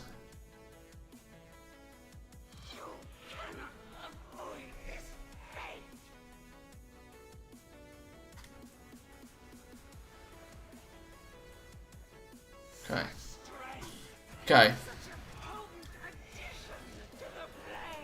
The slime did something that inflicted massive damage. Yeah, you're telling me I got spanked for like 15k.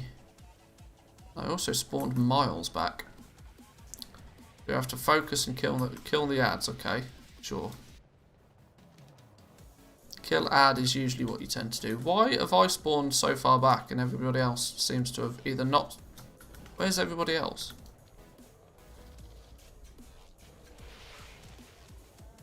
How did everybody else spawn so close? Oh, I probably released and they didn't. Sure.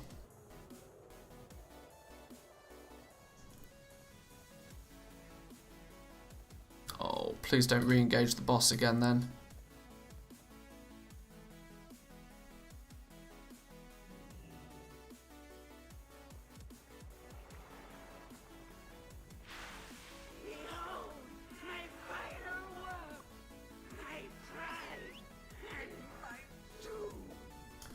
Yep, they've aggroed the boss already. Right, this touch of slime. Yeah, that touch of slime, if that goes off, it basically one-shots the entire thing.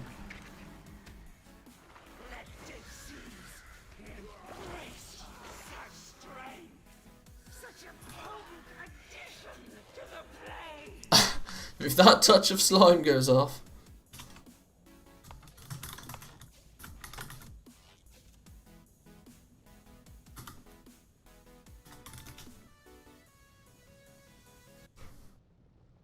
Focus on the slime and the ninja pull was my fault. I hit an attack when I wanted to hit space. Alright, sure.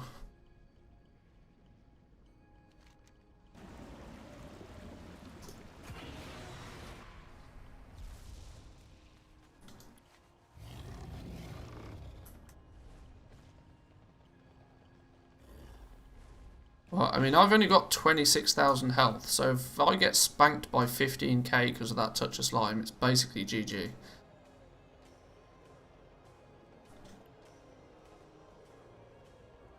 Yeah, just switch to the ad, kill the ad, and in theory, interrupt it.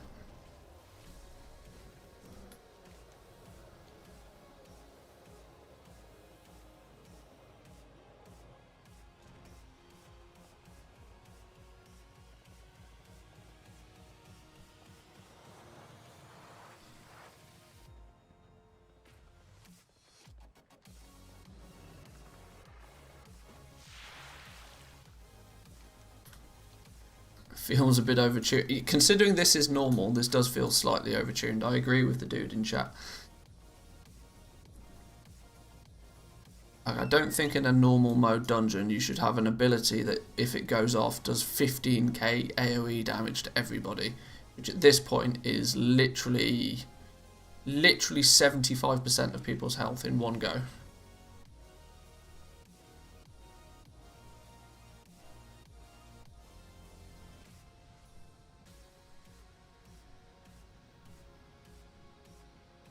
Is there anything else we should be looking at? Damage dealers defeat magnificent spawn before they overwhelm the party with touch of slime. Slams the ground, inflicting 4,000 nature damage to players within 4 yards of impact.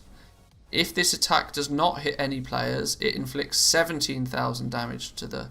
Ah, so we need to stack on this dude. Because if it doesn't hit anybody, it does 17,000 damage to the entire party. So you either have to zerg it or stack.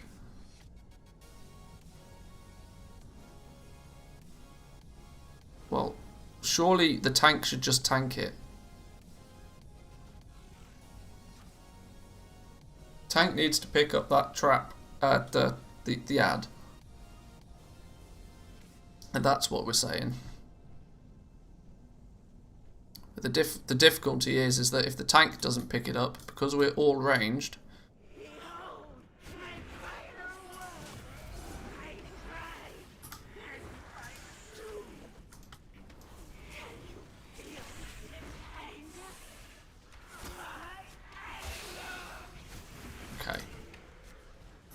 at least for now, we can just hop off. I need to target something first.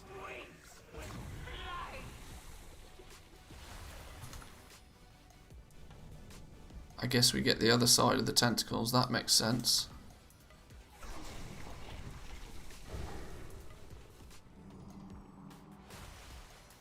Sure. Some dude's already died. GG. Or almost died.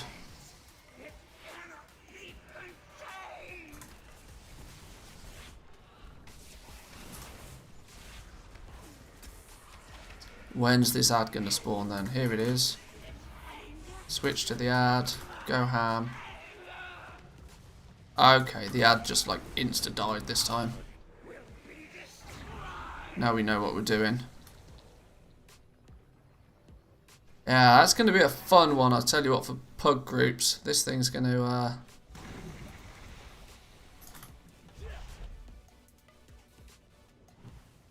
That one single ad is going to cause a lot of issues for people, I imagine. The fact that it can do 17,000 damage, or realistically close to 80% of people's health in one go. Oh, blown heroism now, okay, sure.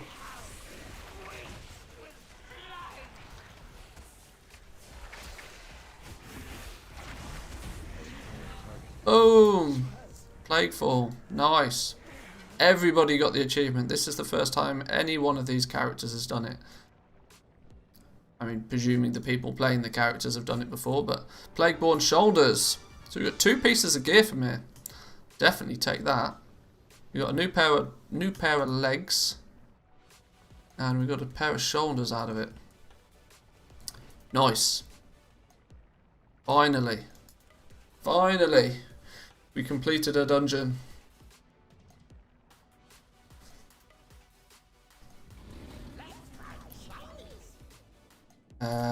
We still need to do one more world quest out here though, don't we? And then we can head back to Moldraxxus.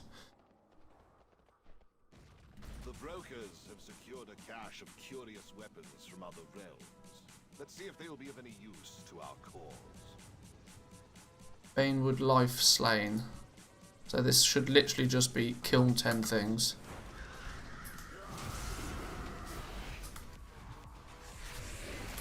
They don't even seem to be like elite things, they just seem to, yeah, we just got to kill 10 things.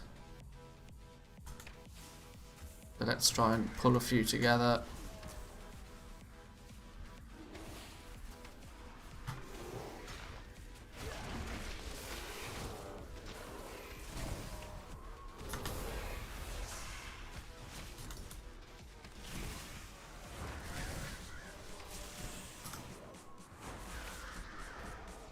That's 4 out of 10. Bats count, the bats don't count. These guys don't seem to count. This thing counts, whatever it is. Deathwalker. But the Fear Spinner, that counts.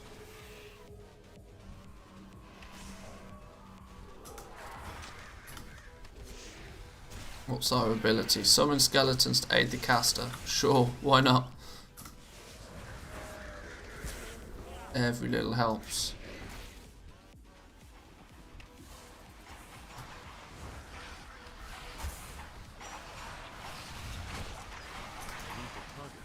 Seven. This one can be 8. Need 2 more. Oh, can we get a tag on these?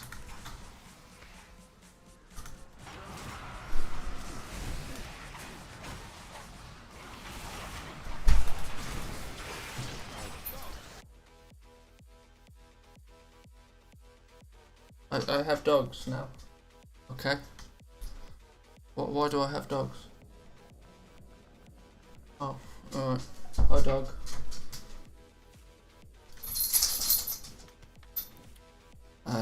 Was that world quest complete? It was world quest complete. Nice. Let's hearth back over then to Seat of the Primus. That should now get us, in theory, to Renown 8. Should pretty much give us the ability to construct a new dude. Maybe a couple more campaign quests. Progress is coming along nicely. The pacing feels pretty good as well. We got a tribute. Wonder what we get in this tribute. We get... Oh. Okay. We got a coin worth 35 gold. Great. A soul touched thing and 300 anima. Well, that was underwhelming. Finish the reservoir. We get a renown. Puts us up to 7. But one of these quests should also push us up to 8. What is it? One up here.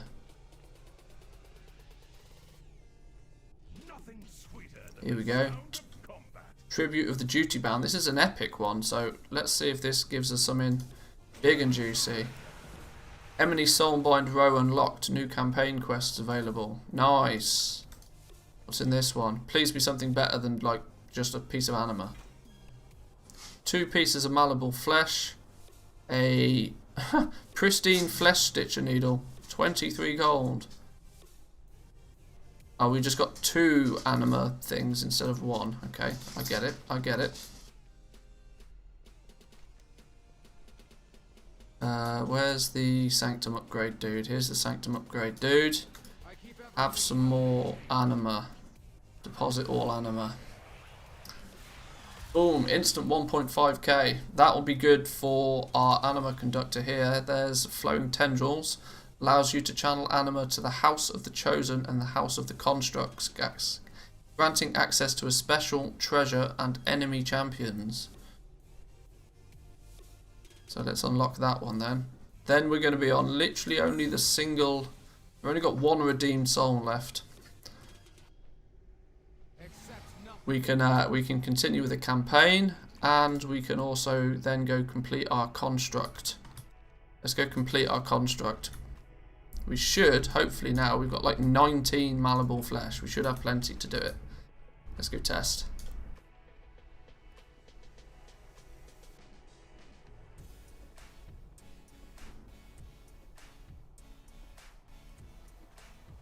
We popped off in that dungeon though. I've only just realised we were top DPS in that dungeon by some way.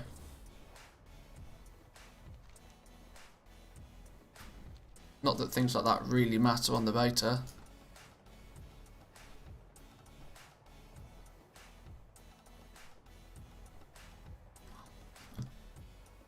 Right, so which construct are we going to be able to make, do we think? We can make either... We can make Atticus, we could make Mars, or we could make Roseboil. Atticus is a skilled supply construct with a random inventory of scavenged goods for sale each day. We could make Mars, which is a frontline veteran able to engage and occupy enemies' attention on the battlefield. So this is going to be just like a portable tank. Or Roseboil, construct with the unique ability to heal friendly units nearby. So pocket healer, pocket tank, or a dude that sells you things. Why do we not... Oh, okay, Flytrap requires superior parts to make. He's the only one that needs superior parts to make, actually. I don't know how we go about getting these. Can be obtained by completing tasks for the Stitch Master. Ah, okay, so these are probably linked to a daily quest. Well, let's go. We've got our dude that's following us already. Let's go for this this vendor dude and see what he has to offer.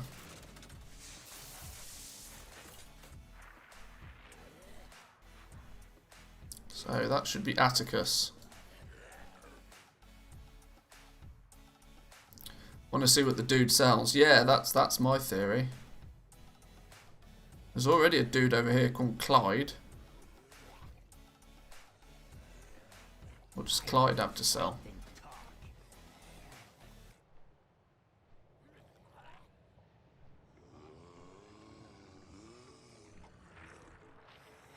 Okay, a few random things that don't seem to make sense. This is Clyde thing. This is not the Atticus dude we've just unlocked. Clyde seems to be like our quartermaster, or the equivalent of. Must be at least revered with the Stitch Masters. Contains a weapon unique to the forces of Bastion. Interesting. Contains a weapon unique to the courts of Revendreth. Contains a weapon unique to the armies of Maldraxxus. So, okay, so these are going to be... I see. These are the equivalents in our Queen's Court. We found out that using certain combinations of catalysts and spirits meant that we were able to get goodie bags that firstly contain materials, but there was also then the chance of it giving us a transmog weapon. So it appears that with these guys, we just buy them for anima, but we need to have a certain level of reputation. We need to be revered with these guys before we can start buying these random loot boxes. So sort of the equivalent way to get hold of these transmog items. And you can see here we've got the collect the appearances of Stitchmaster's weapons when you get to Exalted, which is going to be the BOE epics that we found. Now they take anima touched weapon fragments, 1,500 of them. Faint touch of anima lingers on the fragments. Someone back at Butcher's Block would certainly find these useful. We're going to have to try and work out how we farm these up. Whether it's actually whether you can farm these. But alright, so we've made our we've built another dude. Do it yourself flag kit, sure. Now what do you want us to do?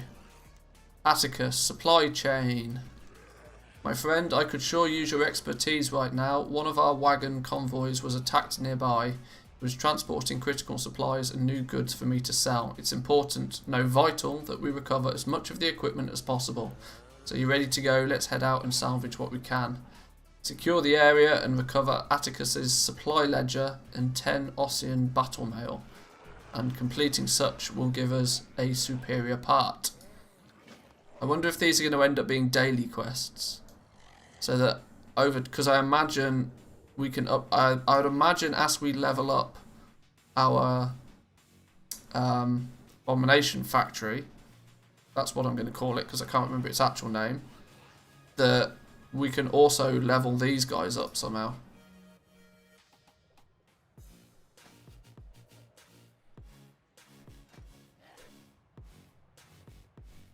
Do I need to pimp out the Abomination dude to level up Renown? Well, Renown, you just pick it up as and when.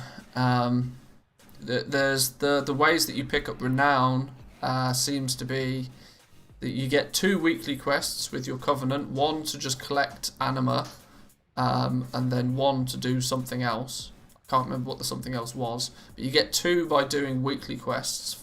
Then your daily, your callings, you receive 1 every day. These also have the chance to also give you a renown. So it appears that you get, by just sort of questing, you get 3 or 4 renown a week. But there doesn't seem, at least here, maybe when we upgrade this to like Abomination Factory rank 2, then we'll get the ability to make some more stuff or to upgrade them or something. This is what we probably need to test out on a realm where I can sort of cheat time and skip things a little bit more. Faction flag allows the current active construct to display their faction flag as a fashion accessory. Okay.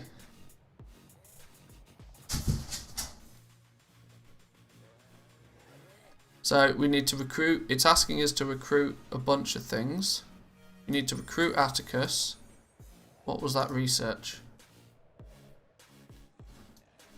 Odd, don't know. I need your assistance. So we've recruited Atticus.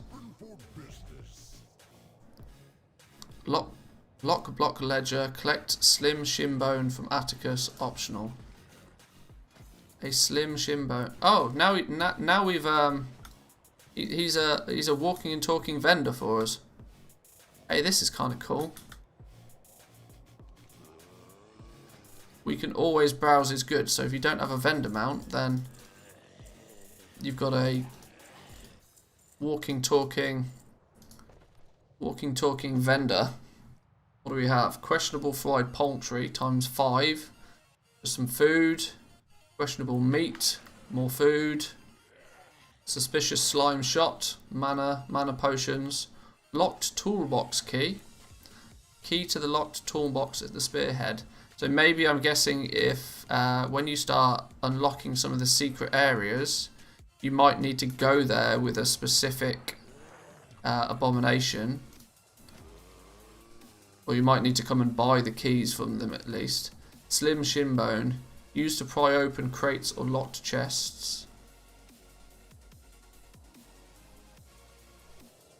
So it seems I can ignore all that fluff on my alt druid. If you're just literally trying to look to level up your covenant, get your renown up, yeah, you don't need to engage in any of this business. For the most part, this all seems to be like the each covenant has their own thing. You've got the party mode for the Manthieus, the Queen's Conservatory sort of material farm for the Night Fae. The Necrolords have got this abomination factory with where you make your personal little abominations, and they all seem to do different things. And then over at the Kyrian in Bastion, they have like an arena system where you can fight bosses, and they presumably drop stuff. I've not checked out the Kyrian one in much detail yet. Interestingly, this is going to give us some pets. There's the bright scale hatchling, sable, plague louse larva, copulent bone tusk. Interestingly to note that these all are currently purchased with 2,500 anima, which is actually quite a lot of anima. Pearlwing heron, the violet dreadwing pup, dusty spore flutterer, bloodfeaster spiderling, dauntless dusk runner. So there's the mounts as well. Gruesome flayedwing. There's our pale acid more. Look, there's our wiggly boy. 5,000 anima. You can just buy it from a vendor once you've got 5,000 anima. But you need to be exalted with these Stitch Masters. So does that mean we're gaining reputation with the Stitch Masters? It doesn't seem to indicate. Maybe that's... what if we talk to you?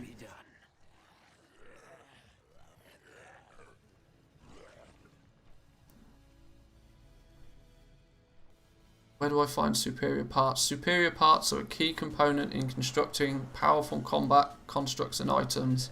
These parts are difficult to locate, but the constructs here will help you obtain the superior parts if you can help them with their problems.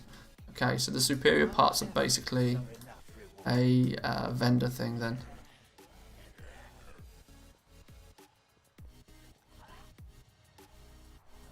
There doesn't seem to be... I can't find a way to find out what our... Because it keeps saying that we need to be exalted with something or revered with something, but how? It doesn't show up as a regular reputation.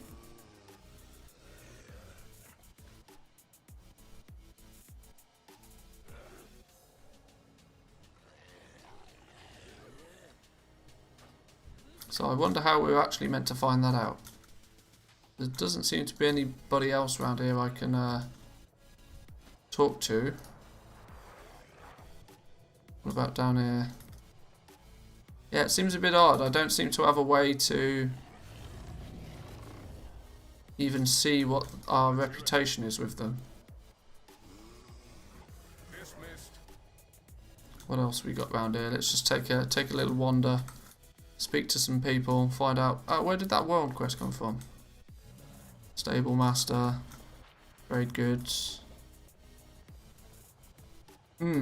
Odd. We don't seem to have a way to actually find out what our standing is with these guys.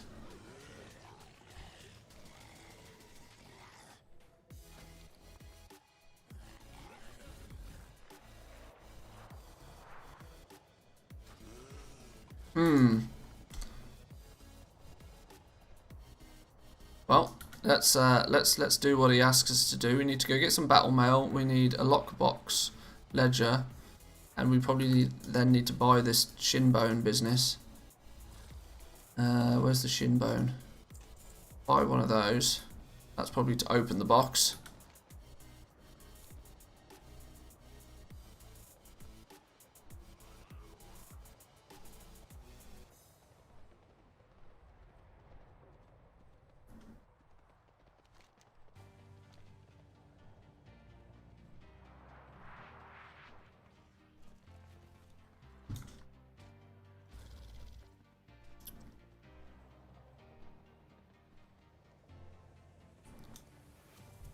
So these guys don't seem to have...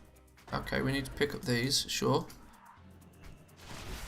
We've outgrown a whole bunch of stuff.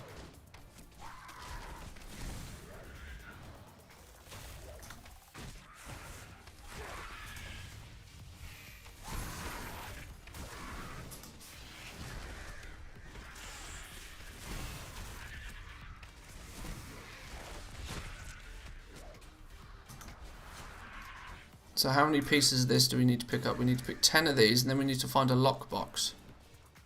There's a single piece.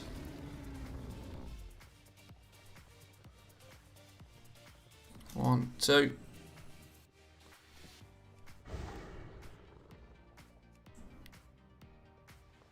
Three. Is this his lockbox? That looks like his lockbox. Look. It's in the lockbox then. Atticus Ledger. And we picked up something else. What was it? Just a bit of gold.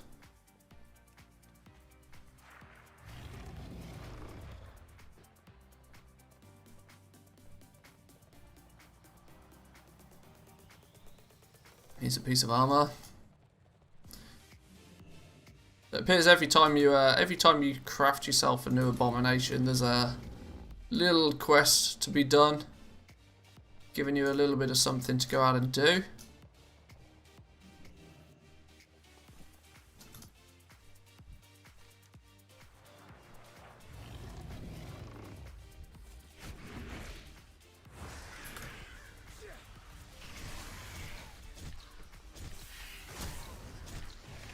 These Bloodtust Alphas, these are tanky tanks. 4 more pieces of mail to collect. Let's go back this way. There didn't seem to be many enemies this way. Hey, up here's one.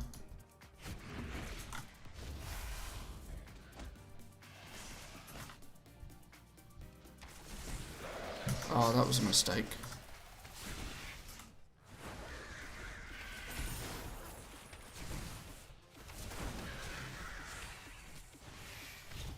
So my theory of saying that we're almost at a point where we're done with this character was not quite as accurate as I thought.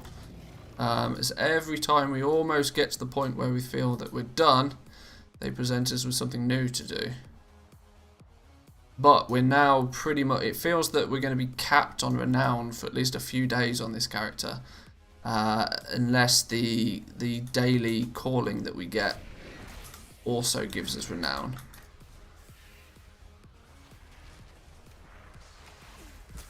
I think once you get into the swing of these, a few hours a week on each ult, you could kind of you could keep up pretty easily, I reckon.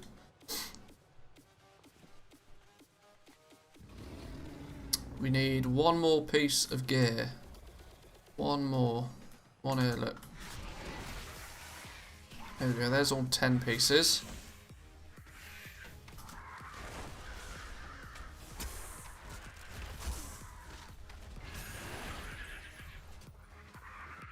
Wants us to go back to the Abomination Factory.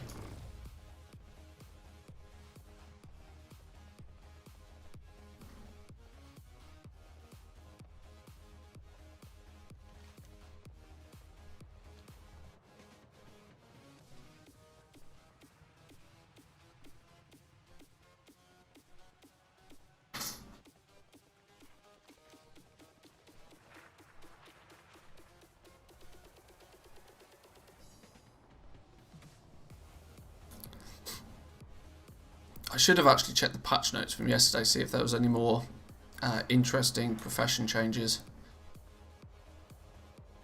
Because we only really focused on the tailoring one, which was that they've changed the thread counts for a lot of them.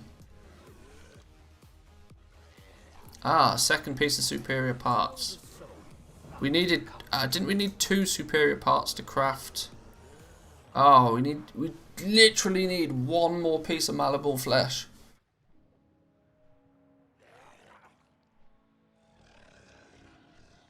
One more piece of malleable flesh and we'll be able to make the fly trap. Fly trap, if you don't mind the flies, this strong conduit is capable of travelling and fighting whilst carrying you on his shoulders. That I'm really interested in. Because it sounds like it could be a mount, and it also sounds like it could be a mount that could potentially even work in the moor as well. Travelling and fighting whilst carrying you on his shoulders.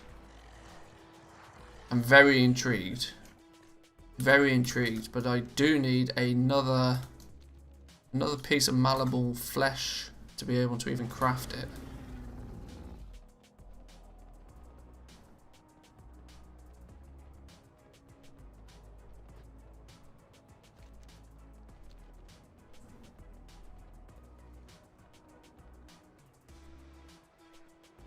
See, we gained reputation with the Stitch Masters here, 750 rep.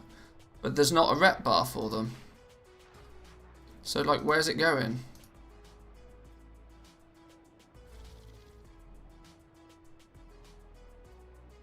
It's odd. I can't, there doesn't seem to be a way to even track what your reputation is with them. Bit of a weird one. Bit of a weird one. Oh, we've got a new quest on our Sanctum upgrade. What's going on here then? Oh, powering the portals. Okay, we've got the transport network unlocked now.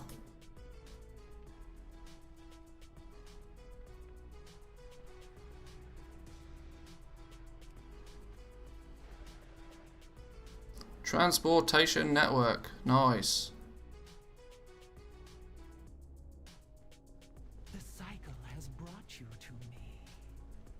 It was once a long, tortuous ride, but not anymore. By simply stepping through the portal, you can now journey to the House of the Eyes in an instant. The House of the Eyes may not be what it once was, but valuable allies can still be found in the ruins of their once great necropolis. Travel there now to test the portal's functionality. Is this one the... Which one is it? Oh, that one. Where's the House of the Eyes? So that's going to be... Ah, it takes you right to the very, very top. I see. Interesting. Right, well, we'll jump through that portal in just a couple of minutes, guys. I've got to take a quick bathroom break. I'll be back in 2 minutes.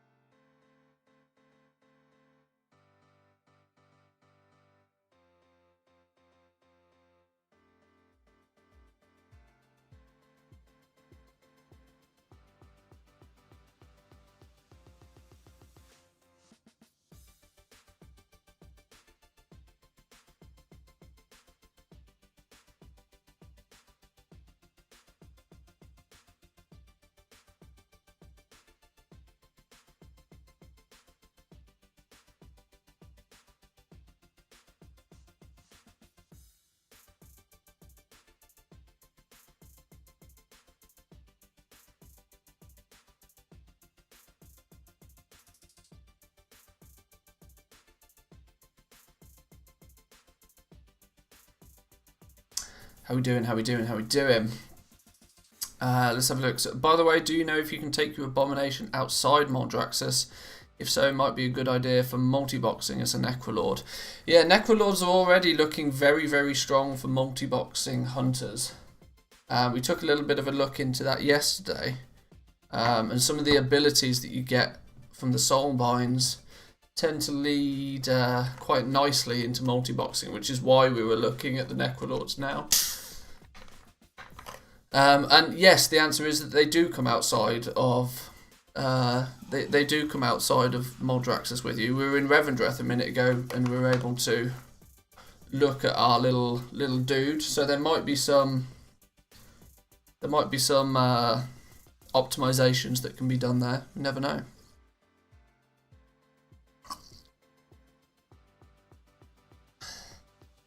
Right, let's take this portal. Let's see where this portal goes. Well, I kind of know where the portal goes, but...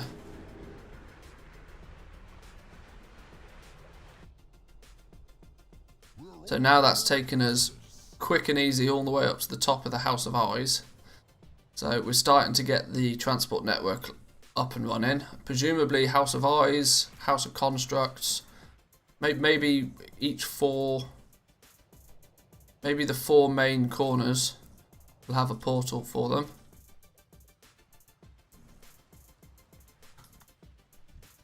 It's just going to be slightly quick and easier to get around than taking flight paths, obviously. But yes, the portal works. You look oddly hale today. So what are the other portals? It doesn't actually say. House of Eyes. Maybe let's go check. Oh, what's this one? Overlook Seat of the Primus. That's where we are. Okay.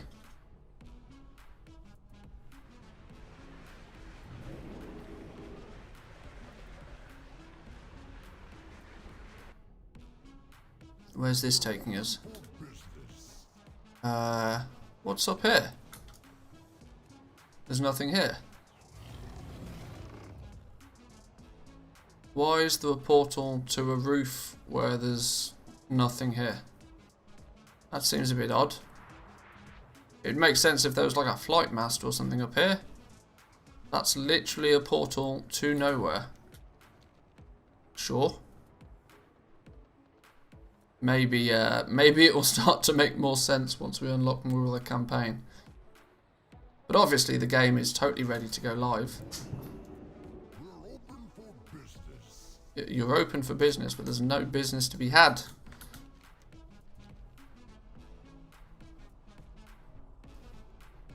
Here's our Warsmiths. These are going to be where you can turn in your weapon tokens for your relevant weapons. Raid find a weapon token, all the way up to mythic weapon tokens. Covenant armor. Oh, so once you've unlocked each piece of these, you can just come back and pick them up again in case you delete them. Is that what we're saying? Probably. Complete chapter 3 of your Covenant campaign. Complete chapter 4, chapter 5. What's this? Oh, epic shoulders.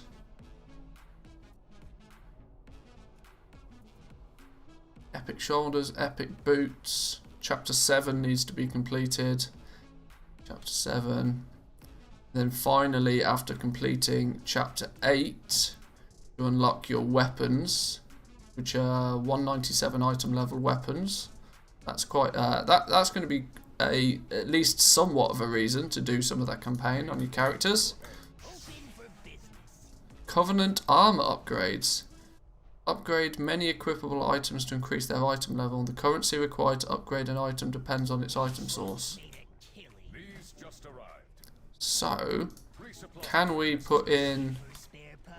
Where's our Covenant armor piece? That's a piece of Covenant armor. Ah, look. So this world quest, what I've been calling the world quest gear, you can actually upgrade your World Quest gear as well. I genuinely didn't know about this. This is new to me. Because I was getting quite concerned that these pieces of gear that you were putting together a 9-piece set of, you were going to outlevel them within like a matter of minutes. But it appears that you can actually upgrade them as well. Now, how far they go, this one has the ability to be upgraded 7 times if you happen to have enough anima lying about to do it. What was another piece of the set? What about this one? Is this the same? This is also 7 pieces. You can't start upgrading these though until you get to chapter 3. So maybe it's a way to sort of progressively increase your item level. The top pieces, look, were item level 190. So by the time you've yeah, it's just a nice, simple, steady, slow and steady catch-up gear system. This could be especially useful if you're leveling your alts through Threads of Fate. That you'll end up dinging 60 with a reasonable amount of anima, I'd imagine, and upgrading some of your gear quickly once you power through the campaign might be a nice option. But I mean, it says we need to complete chapter 3, and we're literally on. We've completed 1 chapter, the House of Eyes. So it's still going to be quite a while before we can even start upgrading those pieces. But let's continue with the campaign then. The Moldraxian job. Meet with Whisper of Vin at Norkira. Really struggling with all of the item names and character names in this expansion. Holy smoke.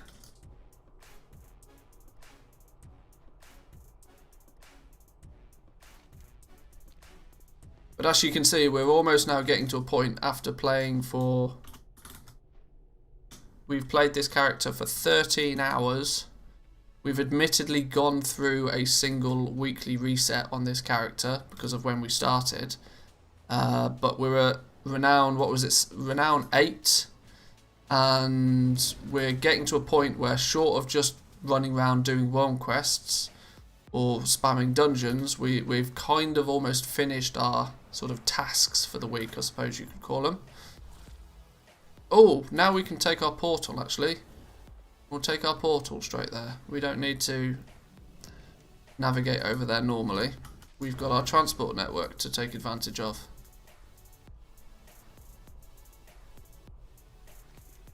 No, it was the other side, wasn't it? Actually, can we upgrade our...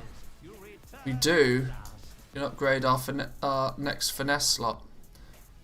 The only finesse conduit that we have is disengage slows nearby enemies by 20%. It's a bit dull, it's a bit boring, but it's the only one we have, so I guess we'll use it. Every time we do something, we lose an energy, but we're gaining the energy back, and we've not got many reasons to be switching things right now. What about on this dude? No, we need Renown 9 before we can lock anything else there. And you need to... I think you actually need to finish the campaign, or virtually finish the campaign to unlock this dude, which is a bit crazy. But alright, sure.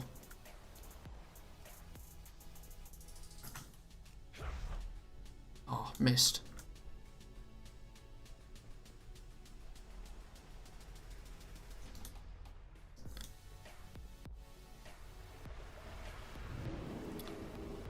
Transport network, GG. We're open for business. We see you.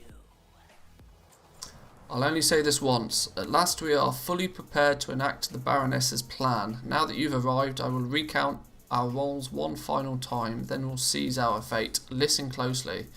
Speak to Whisper Within about the plan.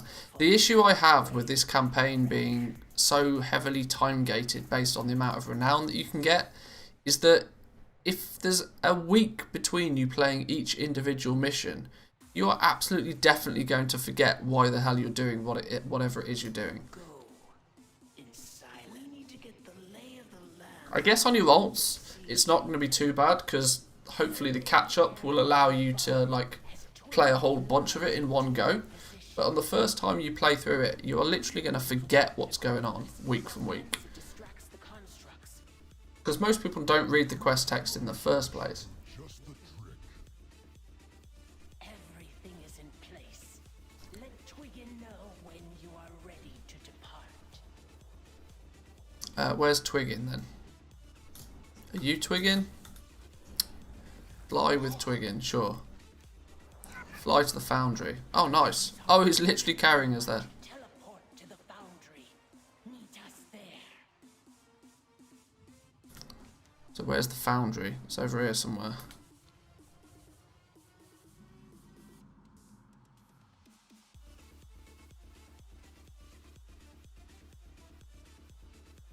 Oh, there's a quest dude there. Doesn't show up on our map though.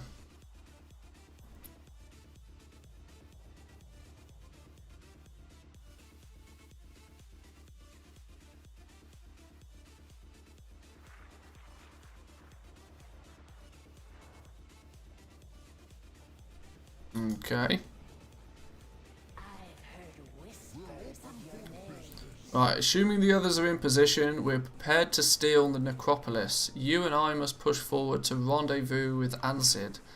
Khalik will regroup with Vin once the tasks are completed. Come along, Manthieus, let's stay near. I should shroud the both of us in shadows, so as long as you're at my side, follow Navigator Zenir to the rendezvous point. Let's roll. Sneak together. Together we sneak. Stay close. Our mission requires stealth.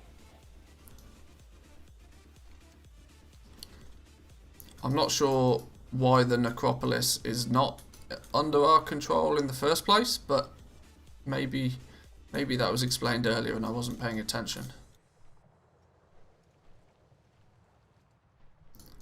We do some sneaky sneaks though.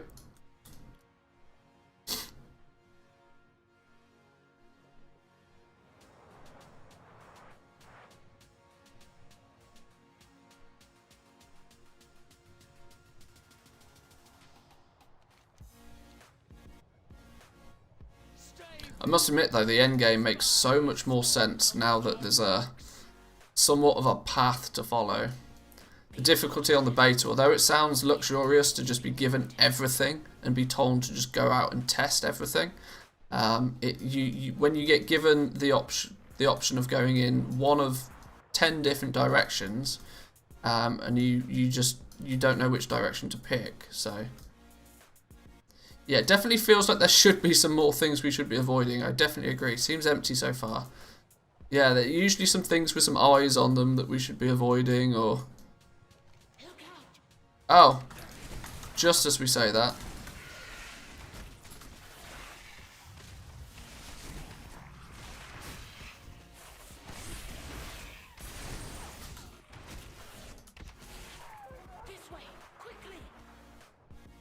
Whoa, whoa, whoa, you're too quick for me. Slow down.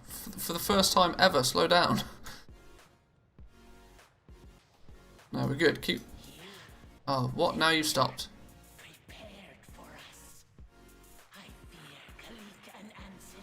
I fear our presence is known. So too is the presence of our comrades. We must develop contingency. With the Foundry on such high alert, we cannot stick around undetected, unless of course we were to provide a distraction. Perhaps thinning their numbers would suffice. Go and eliminate 5 of their workers and 10 of their animates. Standard kill quest, I get it. Let us hope the others are already there.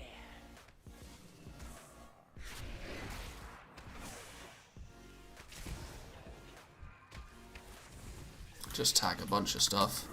Tag a bunch of stuff, go crazy, kill things. We'll worry about dying if it happens.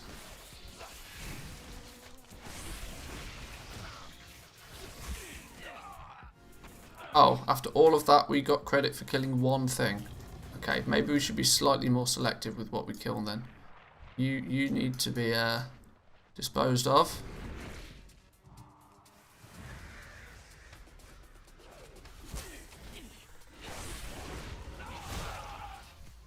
That's 2 of 10.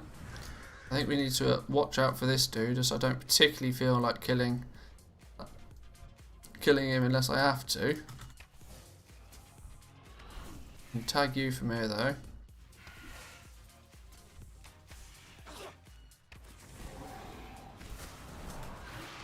And maybe those ones as well.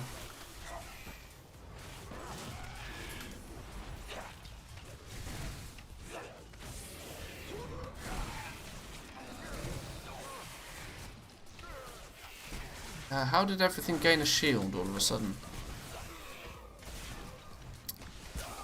That's 6 of 10. Where next? Let's go these dudes. And you.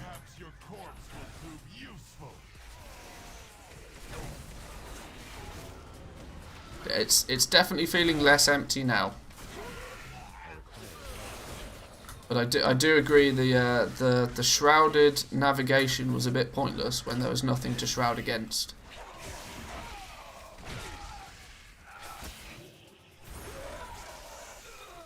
It's somewhat disheartening that even simple things like the campaign quests for the 4 Covenants don't feel finished. I really worry sometimes, how long is Blizzard's list, how long is their to-do list still at this point? Considering in normal terms the game should come out in 4 days. Obviously it doesn't come out in 4 days because they've delayed it. But they must still have so much to do on their to-do list. So much to do on their to-do list, yeah. Too many to-dos, too many do-dos. There's 10 of 10. What do we need now? 2 more workers. You're not considered a worker. That looks like a worker, dude. You're considered a worker. What about you? Oh, you're also considered workers.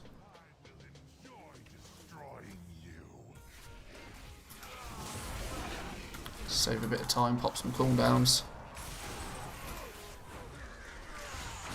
There we go. Where off to next? Cut to the bone.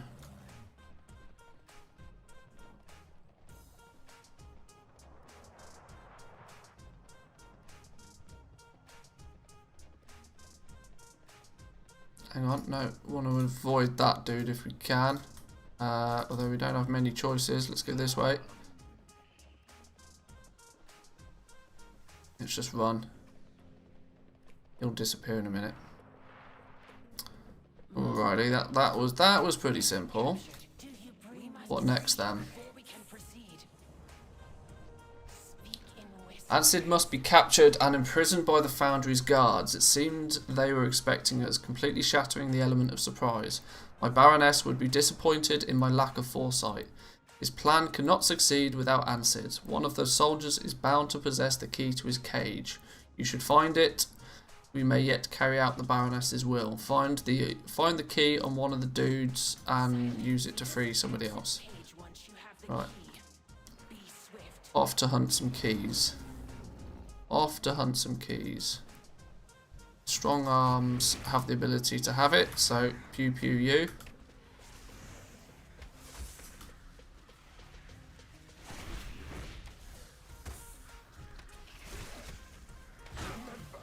I really like Death Chakram as well.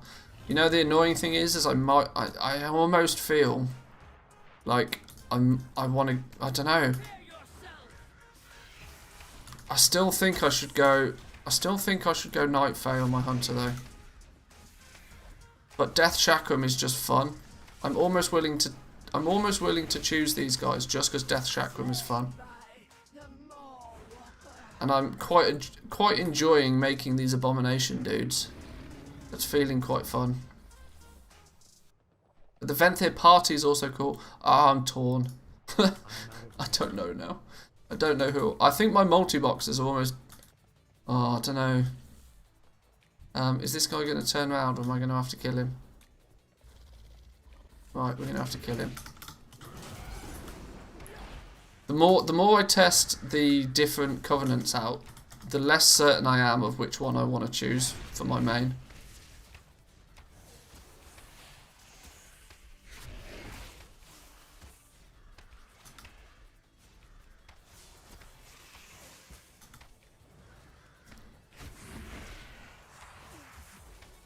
This dude's actually not taking too long to kill. This is fine. That's good though, right? Well, yeah, it kind of is. It shows that, well, the difference is that I'm not super concerned about any power creep that's available for each one. I get where like raiders are coming from, of feeling the need to have to choose the most powerful one, and it's hard for them to decide which is the most powerful one until they know everything that's available. But yeah, the theory of I don't know which covenant I want to choose because they all have cool elements is very good. I genuinely didn't think I was going to enjoy the Necrolords as much as I have. I don't like the zone. Moldraxxus is horrible. I don't enjoy questing out in Moldraxxus. But making you abomination dudes is kind of cool. Death Chakram as an ability for a hunter is kind of cool. The fact that it's good single target because it just slaps them 8 times. It's good for AoE. Yeah, I don't know. I'll definitely be the Night Fae with my main because of the Jiggly Boy mount. Well, you can get the Jiggly Boy mount on everything. If you look at Atticus here, once you've got enough reputation with your Covenant, you can buy the Jiggly Boy. Jiggly Boy is a mount that you can get with any Covenant. The way that you get the mounts is different. You have to use the Queen's Court to get it with the Night Fae, whereas with these guys you just have to make a bunch of abominations and then farm up some anima, and then you just buy it off a vendor. It's been designed in a way that each Covenant will all have access to all of those mounts and pets and transmog stuff. It's just the way you acquire all of these added bonuses is different. I've still not found this key. Thought I'd have found a key by now. Maybe I need to search a bit further up. Currently crafting and disenchanting over 2,000 silkweave braces for Blood of Sargeras and only got 30. Ouch, that is a feels bad. That is a feels bad, man.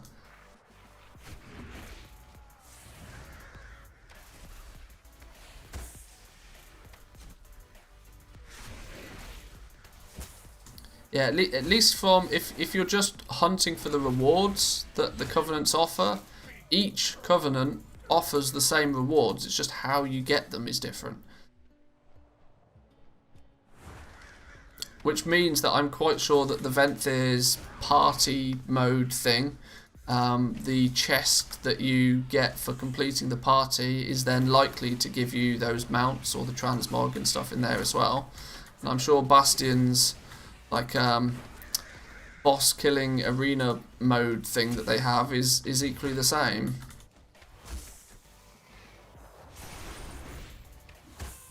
Which also leads me to think that you're not going to need to run each and every Covenant for the rewards. You're only going to need to do it for the storyline. If you're not bothered about the storyline, then you don't need to. I still haven't found this key. This is ridiculous. I've killed loads of these dudes now.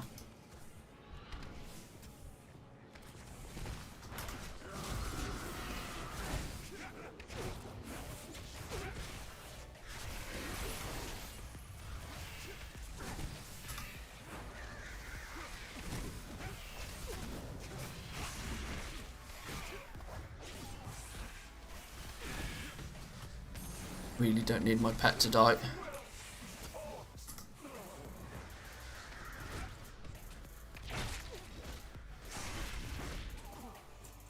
Hey, we got the key. Nice.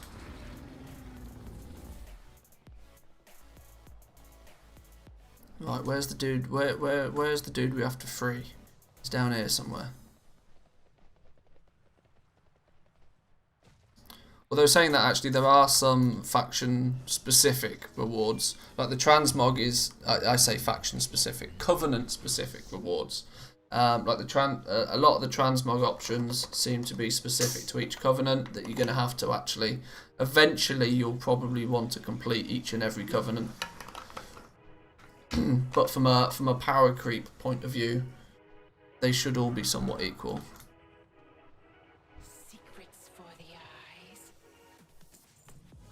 Aha, this is going to be our third piece of this gear, right? This will be the third piece of the gear. Which will then mean that we will be able to get the set bonus. Admittedly, at this point, with only 3 pieces, it's pretty boring set bonus for us. Out of combat regen, it's like, wow. But gear is gear. Throw at Enforcer Beluga to weaken her.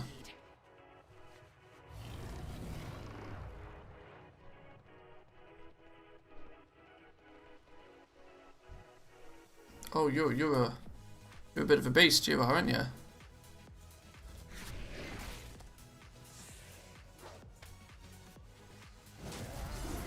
Oh, there's me popping cooldowns, expecting a battle, and that bomb didn't just weaken her.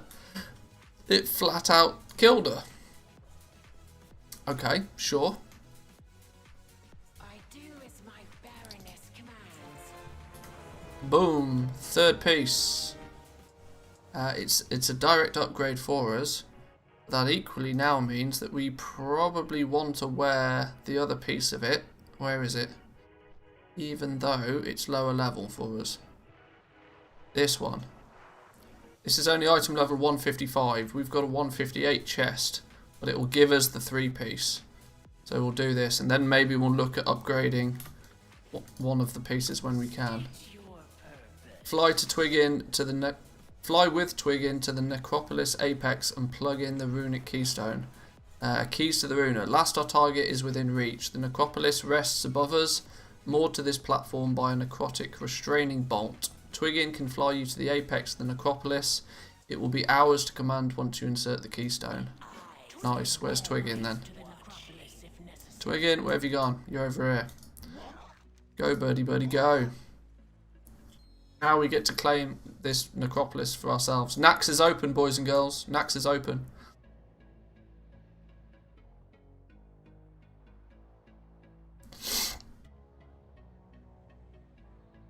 And claim it in the name of Manthieus.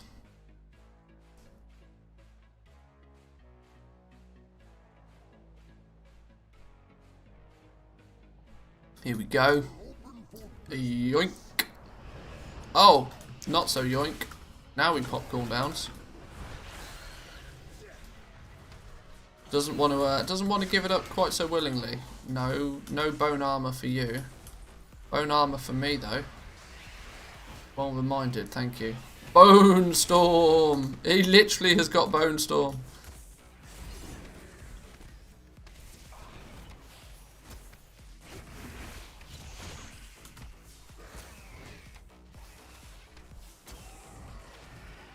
The Necropolis thrums with power.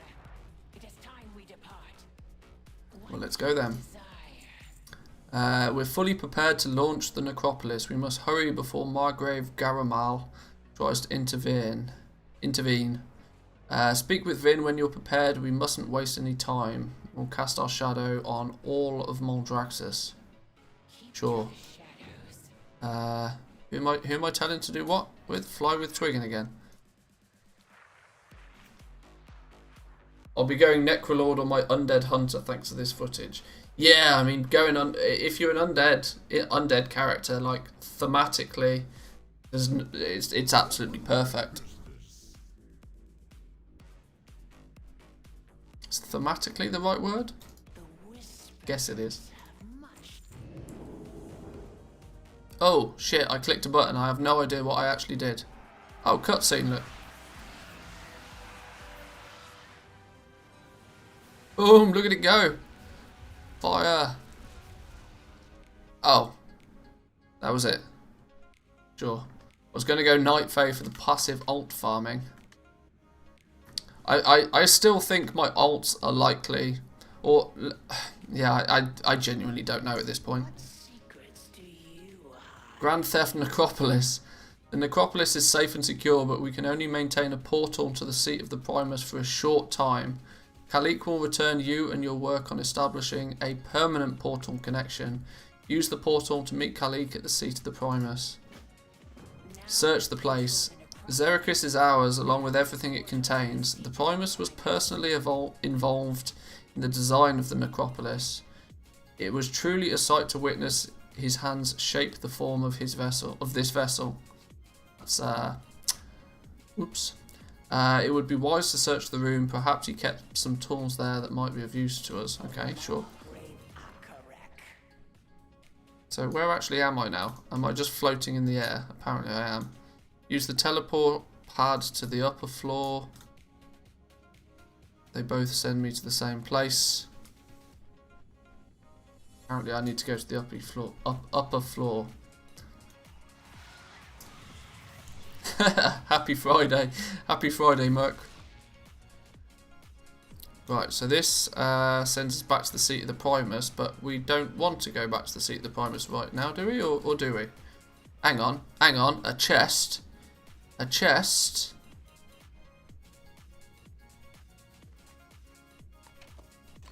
Ah, yes, that's it. Armor of unmatched craftsmanship. I have never seen its like before. Not even from the forges of the Chosen. You should take this back to the Sanctum Mallwalker. Perhaps Baroness... Oh, take it to the seat of the Primus. Okay, I see. Right, okay, so let's take it back then. This portal is but the first of many. A worthy victory. Speak in whispers. Observe everything. Huh, okay, we didn't really get anything for doing that. A bit of gold, sure. Is this now going to be it, do we reckon? Do we think we're about to hit the point of completion for this character? Bindings of Fleshcraft. Oh, no. Oh, we're going to get renown out of this and all. These are the bindings of fleshcrafting. They empower the Primus to shape the very flesh and bone of Moldraxis. We must return them to their rightful place so their power can bolster us all. Place the bindings of fleshcrafting upon the statue of the Primus. We're going to get our fourth piece of our leveling, what were we calling it? World Quest set, and another renown. It is said that when the Primus disappeared, the pieces of his armor were scattered. If there are more to be found, we will claim Might them for our without control is wasted. Focus. Dominate.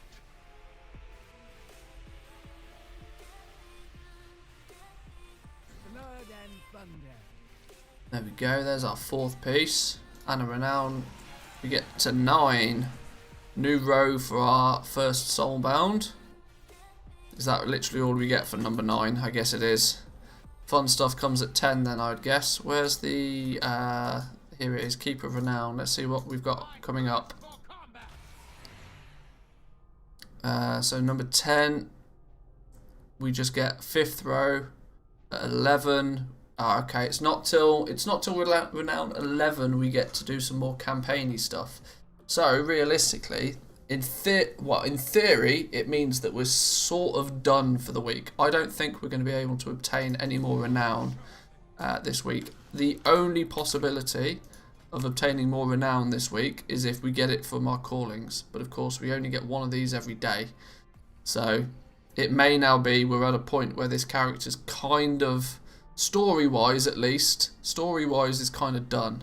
You can spend a bit of time now farming world quests, gathering up that reputation, collecting the anima that you're going to need to upgrade your sanctum in the first place. You're basically now on to doing your side quests, I guess. But it took us 14, 15 hours, 13 and a half hours we've played on this character for to get to this point. Upgrade your sanctum portal to rank 2. Of which, to do that, we're going to be slightly limited now because we can't upgrade to Transport Network 2 because we don't have enough souls. So maybe it's like go to the Moor, maybe. Oh, this is literally 1 minute away from We'll have a quest or two to do for the anima conductor. Transport network, we can't upgrade to transport network 2 until we've got 8 souls, or redeemed souls, and we've only got 1. So now we might be at the point where we either have to go spend some time in the moor, we could do some other stuff. Let's wait a minute for this to finish. My goods will serve you well. What's our renowned quartermaster saying? I keep everything well. Can we buy stuff? You now have the ability to buy the standard of the Necrolord, which is a back piece, which is this backpack thing. Now got the ability to buy this if we have farm ourselves up 2,500 anima.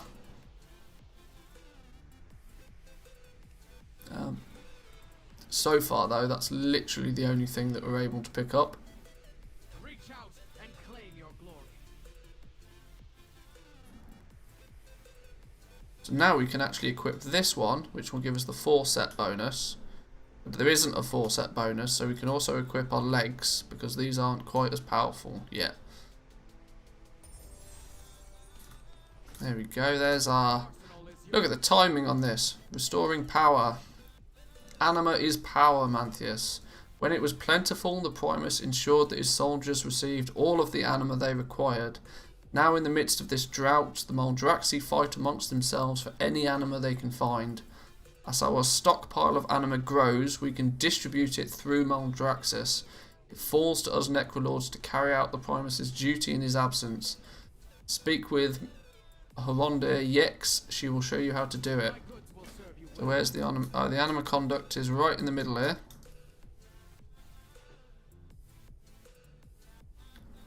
Anima conduct unlocked. The air was once rich with anima. Tower power. This device is used to channel anima to the tower across Maldraxxus, empowering our forces stationed at them. Though you may find the support they offer useful, bear in mind that the anima will likely attract the attention of our foes. Use this device to direct our stores of anima towards one of our towers. You will soon see what true power can accomplish. Okay, sure. So we can, each activation fills the bar. Once full, you may activate a location permanently. Ah, yes, I remember now. This is the please log on and play the game each and every day thing. Channeling anima each day will bind up your reinforcement power. Yeah. I'm wondering if it diminishes. Doesn't seem to indicate whether you're going to lose it if you don't log on and do it every day. But we've got 589 anima reserved. It takes 50 anima to channel to a certain place. Channel anima to the House of the Chosen, allowing access to special treasure. Well, let's channel it there. You can only channel to a location once a day, sure. Now in theory, we come back tomorrow and channel there again, and it will continue to fill this bar up. And then once you've channeled there enough times, it will just permanently stay on your map. And so eventually you will unlock the full potential of the zone and be able to grab all the treasures and bonus loots and stuff, I would guess. Let's have a look. Yes, I feel the flow of anima. You'll want to return to the device periodically and channel even more. As you gather and channel more anima to a tower, its connection to our sanctum will grow stronger. Eventually you'll be able to reinforce the channel, making it permanent. With enough anima flowing through Maldraxxus, our armies will be unstoppable. May your path keep you from the mob. So that's literally that. Well, what happens if we go over there now?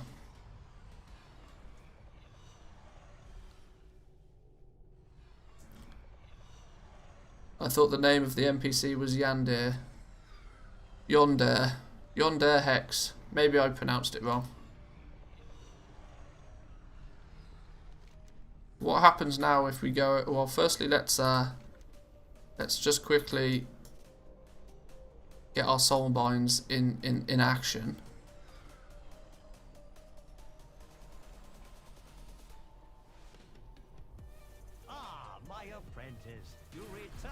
as now this dude has access to this one, which is another potency one.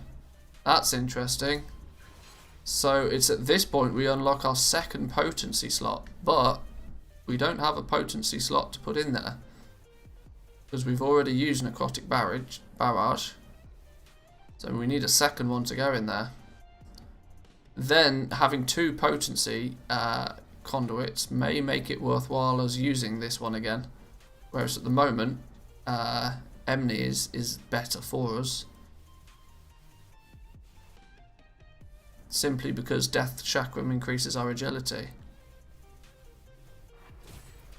Huh, okay, so a couple of things we can look at doing. Apparently there's now more treasures and stuff over in this area. I really don't know how these anima conductors really work. It's not very obvious. Channel anima to the House of the Chosen, allowing access to special treasure. Well, let's go over there then and let's see what this supposed special treasure is.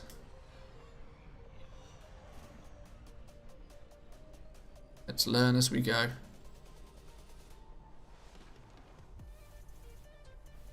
Dude, where's my necropolis? Oh look, now there's a treasure. Now there's a chest on the map.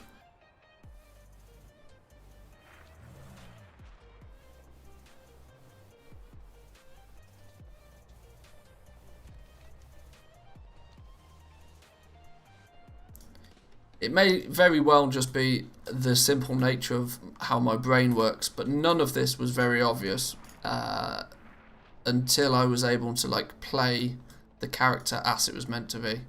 I think I just got totally overwhelmed by the Covenants when they just give you because on the other servers on the beta they just give you everything. It's like, here you go, have absolutely everything, go and test whatever the hell you want. And everything is max unlocked. You got 40 renown instantly. You had no feeling of, well, what do I get, when do I get it, how do I have to go about getting it. It also meant that the campaign missions like blended into the regular ass missions you did, and you never knew exactly quite what was going on. Well, at least I didn't anyway. Going through this way looks like a bad idea. Maybe we go round. There seems to be a path round that looks much safer.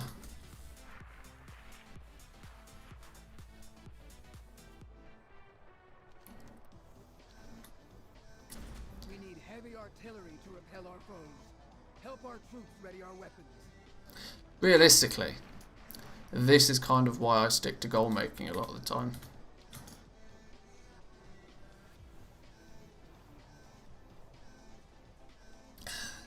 Because I've never really been into like min-maxing a game. As soon as I stop playing a game for fun, I just stop playing that game.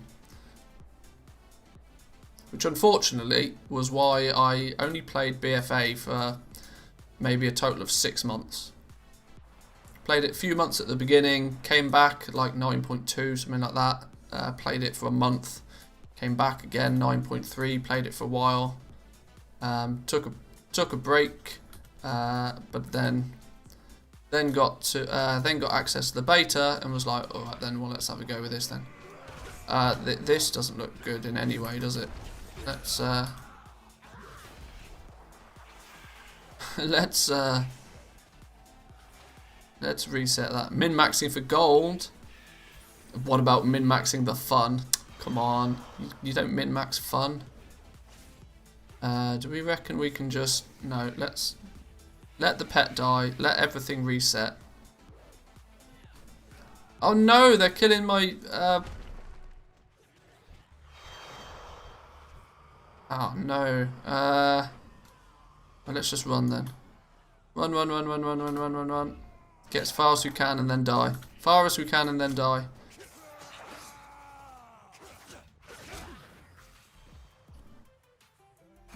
Now min-maxing for gold is different because min-maxing for gold is different simply for the fact that you can still min-max for gold at your own pace and at your leisure.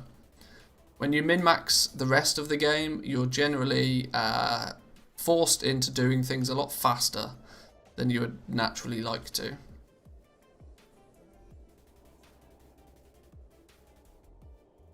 Now, I know there's the argument that Mythic Raiders play the game for about 3 hours a week. They log on, they do a raid, they get the best gear in the game, and then they log off. And I'm sure that is somewhat the case. But for the most part, when you talk about min-maxing the game, you're talking about doing everything you possibly can on a character, and then ultimately having to do everything on that character as fast as humanly possible.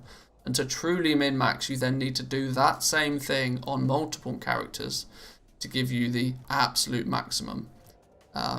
Which yeah, very quickly gets unfun for me.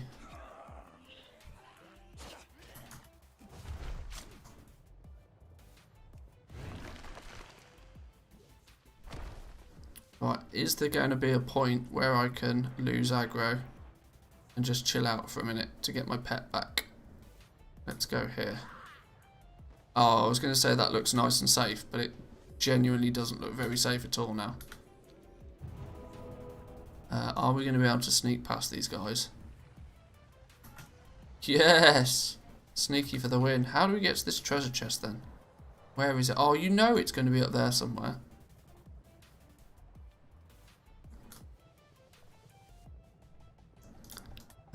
Maybe we're going to have to just literally fight our way in. Chosen Rune Coffer.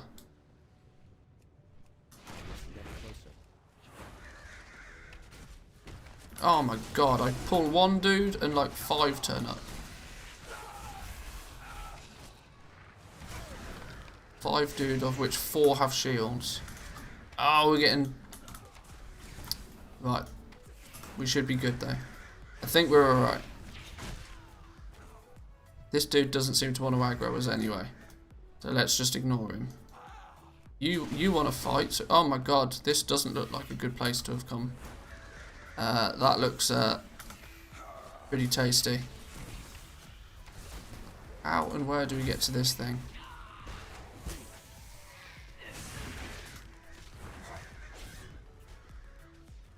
See if we can at least spot whatever it is. Hey look, there's a big old chest there, look.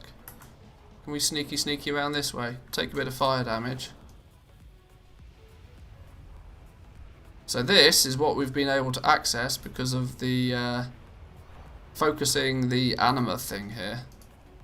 Question is, what's in it? Oh, what? This treasure is locked by magical means. 3 runes are present on the chest. They seem to be drawing power from nearby runes. Oh, fuck a duck. What? Sure. These runes have symbols. Okay.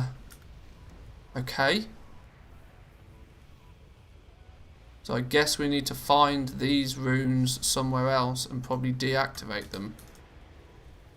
The question is, where the hell are they? Is it these things? Because there's one of these at each. Now I wish I was a druid and could just stealth around and make things a lot easier. That looks like it could be a... No, that's...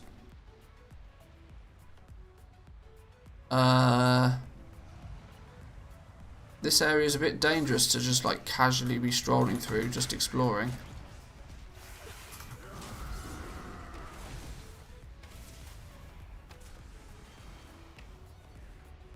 Oh, there's a rune of the chosen here, look. There's one on the floor, so we're getting somewhere. I can see some sparkly sparkles.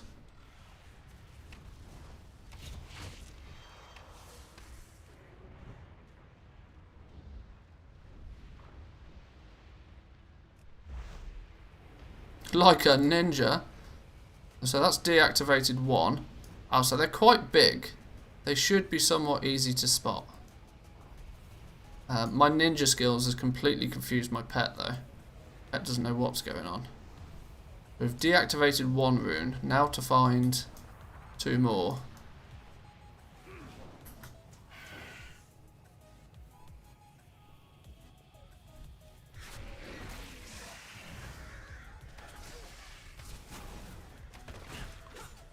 Tell you what, this treasure box better contain something decent if we're going to this amount of effort to get it.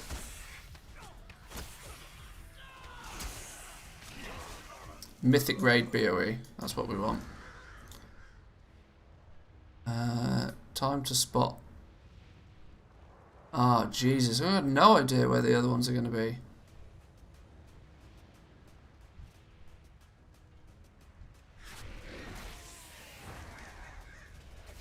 Just take it steady. Kill things one at a time. We're a hunter, we should be good. Keep our pet alive, no problem. Tag you.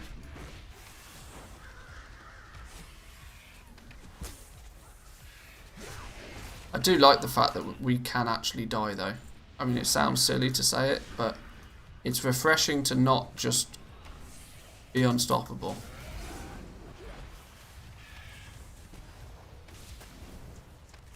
Now I reckon the other runes are in here somewhere, so I reckon killing these dudes is not a bad idea. Although I dropped coolies on these and these are still not dying very fast.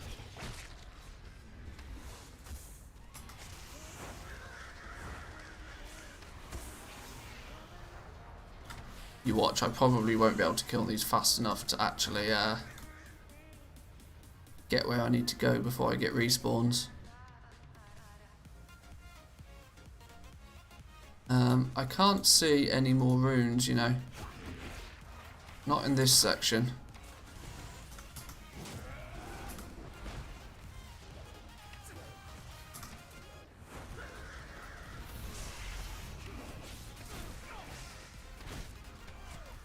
How many were there? There were 3 runes, weren't there?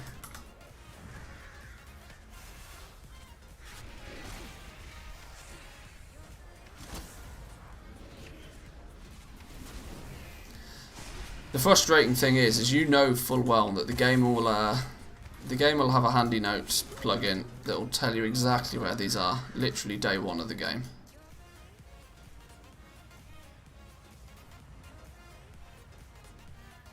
Can't believe there's not one up on this platform somewhere, but apparently there isn't.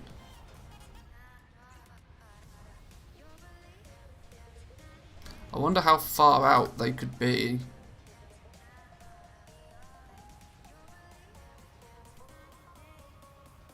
Can't. Ah, there's one, look. Found number 2.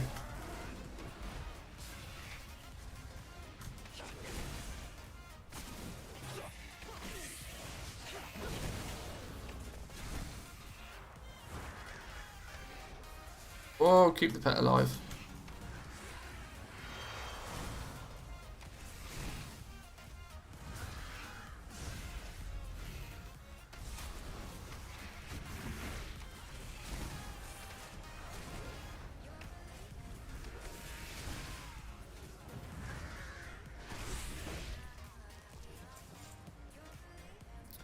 Right, so here's the second one.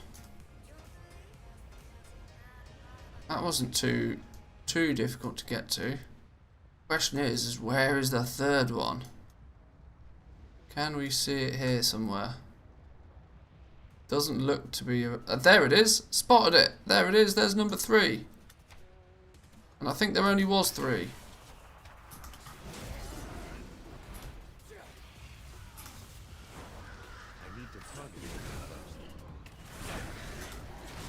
I really need to remember to misdirect onto my pet before I do my death chakram though, because it's now it's got a little bit extra potency to it.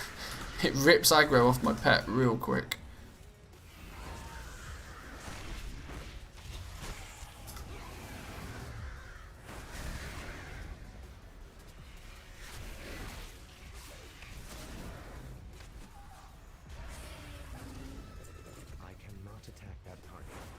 Right, stun you. Maybe my pet can start going to work. Can I tag this? I can. What? He one-shot my pet? Son of a...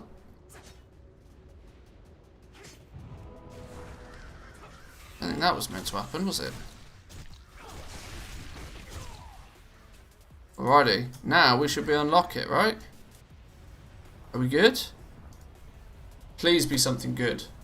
Oh, loads of shit. Loads of stuff. We got ourselves a Prime Enforcer Seal. We got ourselves a 1 gold grey item. Go us. We got 3... Oh. We got some anima. Basically no different to doing a world quest, but we got a Grand Rune Speaker's Staff. An item level 151 staff. Bind on pickup though. So that was in essence just a fancy ass world quest. An annoying fancy ass world quest. God damn. Alright, fair enough. What do you expect the prices of Death Blossom, the zone specific herb and Nightshade to be very early game, first 24 to 48 hours? The first 24 to 48 hours is super difficult to say, because it could literally be, it depends how many people are herbing. The zone specific herbs are likely to vary wildly, because of course there's going to be a minimum of like 7 hours before people can even get to Revendreth to start picking up Widow Bloom, simply because it's the 4th zone you level through. And the same to say for the other 3 zones. Realistically, you tend to find the first 24 hours that the herbs actually go pretty cheap. Mainly because the market hasn't adjusted yet. The first 24 to 48 hours, everybody goes out, everybody farms up whilst they level, and then the first thing they do is they dump all of those materials on the auction house. Everybody undercuts everybody else, so the herbs will go from being 500 gold a herb down to 10 gold a herb on the first day, because everybody gathers them, everybody throws them on the auction house, everybody undercuts, and nobody's buying them yet, because nobody needs them yet. And so then what you find is in the next few days after that craziness happens, is the goblins and people that are trying to level their professions start to buy up some of these materials, pushing the price back up to a point where after 2 or 3 days you start to get an idea of exactly what they're likely to sell for going forward. It's nearly impossible to say what they'll go for. After my estimation is after maybe a week, your Death Blossom is likely going to be 15 to 20 gold a piece. Zone specific herbs are likely to be like 25 to 30 gold a piece, and Nightshade could vary massively, but Nightshade is likely to be 150, maybe even 200 gold each.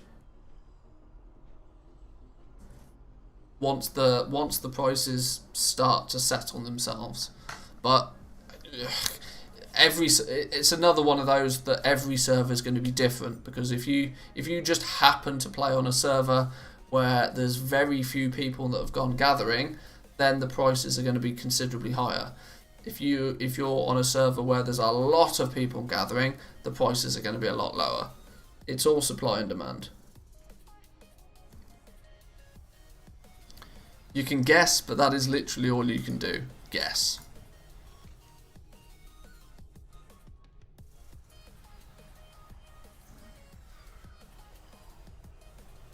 I did some math, so 50 gold per normal herb and 200 gold per Nightshade. If I want to craft 240 cards, I have to invest about 600,000 gold only on those herbs. Yeah, probably. Yeah, probably. Crafting... But don't forget that if you craft 240 cards, the likelihood is that you'll have... I would guess at that point maybe 4... well, yeah, you're going to have a fair amount of decks to then be able to sell. So you'll get that 600k gold back pretty quickly by selling the trinkets. Given how many systems there are in place, I might just end up making Gondor expansion. Yeah, it is. It does feel a bit like World of Systemcraft.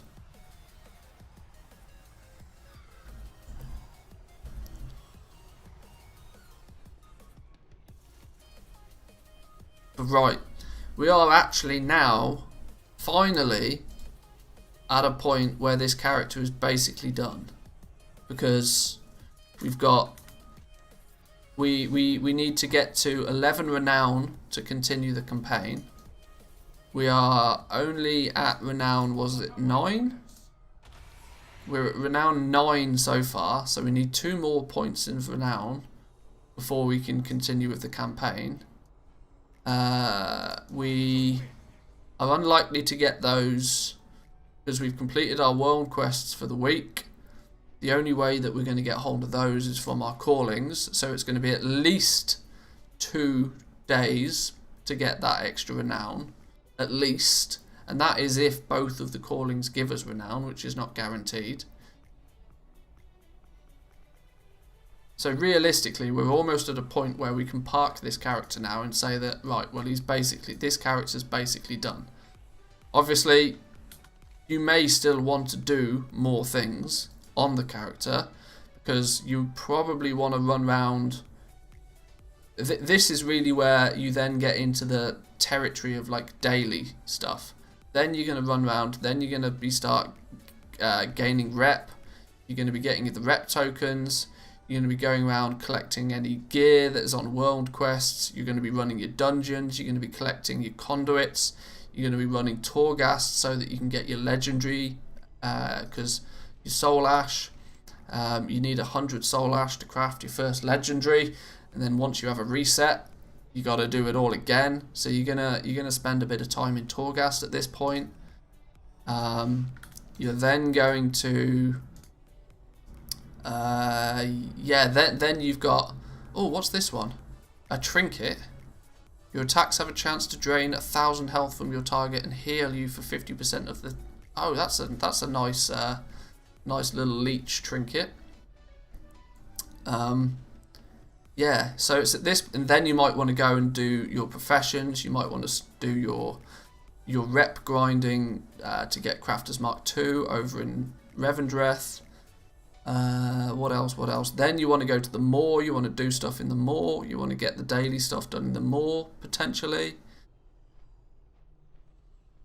So from a story point of view, this character's kind of done for the week. Now it's just on to sort of maintenance and farming. We could be farming anima. We could be doing a bunch of things. The limitation on farming anima is literally, though, linked to world quests.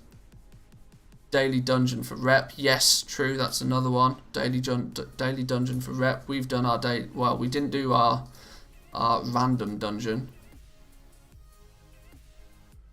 Oh, it's not even daily dungeon for rep. It's daily dungeon for anima as it stands right now. Using the dungeon finder to do a random dungeon, you will earn a extra little bit of anima. Headless Horseman, no thanks. We're now, even at this point, even after like doing a bunch of the story quests and that sort of stuff, we still haven't even unlocked the ability to do heroics. So this is actually the point where you're going to start to want to run some dungeons, get some better gear. You need to be item level 155 to do heroics, yet normal mode only drops 158, I think. That's really tight. That means you need to be like fully normal geared before you can do heroics. Let's look at like the necrotic waste, for example, on normal mode.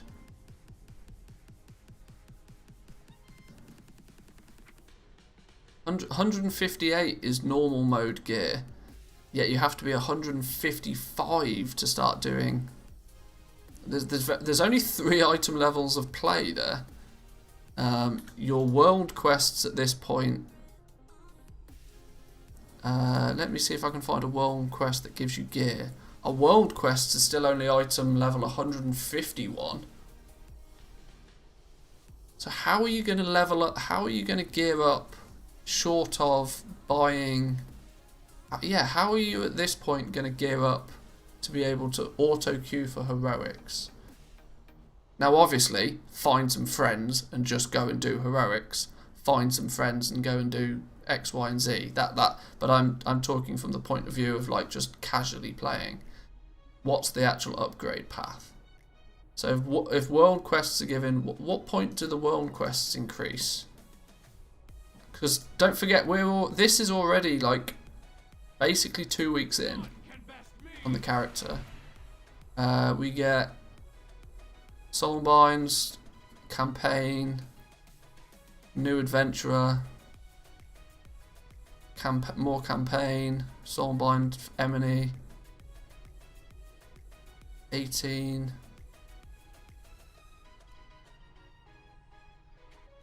It's not for a long time.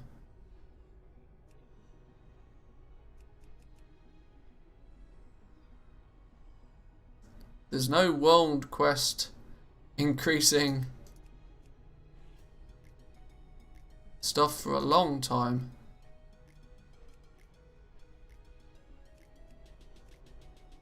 World quest rewards don't increase until you get to renown 29. This is literally months after. So world quests are going to be less than normal mode gear.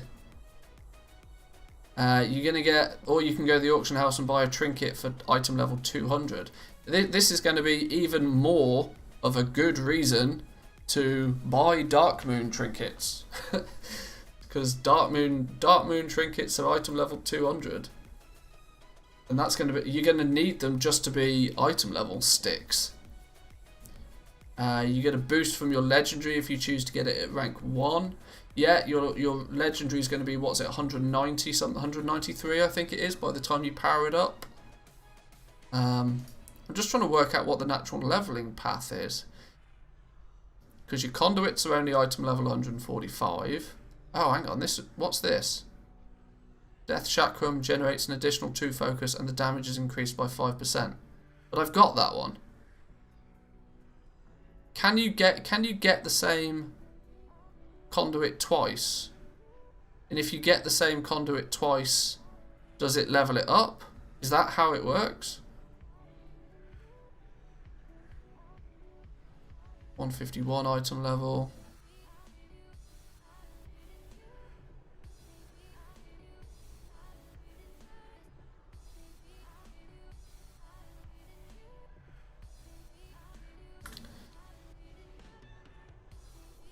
What happens when you do get 155 item level? What does it jump up to then when you start being able to run heroics? So if we do Theatre of Pain heroic, for example, then heroics is going to push you to 171. It's interesting, like the early game leveling is going to be, or gear progression is going to be really slow, unless you're in an organised group of people doing it. That actually means that this world quest gear that you get access to is actually going to be somewhat viable. I never expected that to be the case, but it appears it is. Although even that you can't start upgrading that until you've completed the 3rd chapter of the campaign. So even that's like 3 weeks in. There's going to be plenty of reasons to go out, and play on your alts at this point. Because I imagine once you get to this point in the week and you've done everything story mode, and you just go around, you do all your world quests, it will take you maybe an hour to do your world quests in each zone. You've got 1, 2, 3, 4, plus a pet battle, say 20 minutes per world quest, and then a bit of travelling, so about an hour to do those. You've got a group quest 1, that you'll probably just be able to find a group in Group Finder to plough through it. So let's say realistically about an hour per zone per day just to knock off the dailies. So yeah, that's 4 hours a day playing, just doing your world quests, if you want to go around and complete all your world quests. Which you likely are going to want to do because you're going to want the anima. Anima is somewhat limited in its acquisition, so you're going to want to make sure that you get as much of it as possible, as quickly as possible. Because when you look at these Sanctum upgrades, I've now unlocked everything once, But the next stage, it's 2,500 anima per unlock. So that's 7,500 anima you need to unlock these 3 before you even consider going to the Maw and getting souls from the Maw. Then you've got the Abomination Factory, or your special feature, the special feature of your Covenant, whether it be your Queen's Conservatory or your Manthieus party or whatever it is. This then steps up in anima cost dramatically. But we need souls. We need more souls. We're literally capped on the amount of redeemed souls that we have access to.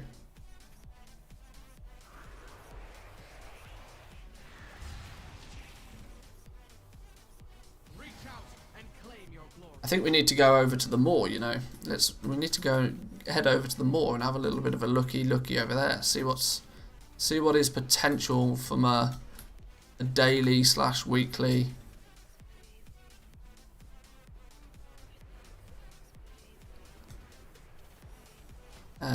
148. Where are we like significantly lacking? 138 is the base gear. But this is also bearing in mind that the base gear on these pre-made characters was 138. So you're likely going to want... You got a couple of good items, 164. 177, I don't know how I got that, but they're pretty powerful.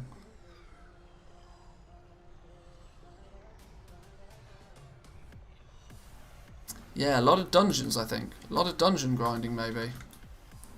Let's head over to the Maw. Let's go see what we can do in the Maw. There's kind of not, apart from bashing out these last few worm quests, which I might do off stream. Let's head over to the Maw. Take a little looky there. 155 is normal dungeon item level, or was that heroic? Normal dungeons. I can't remember myself now. 171 is heroic. Normal is 158. But to queue for a random dungeon, to queue for a random heroic, you need 155.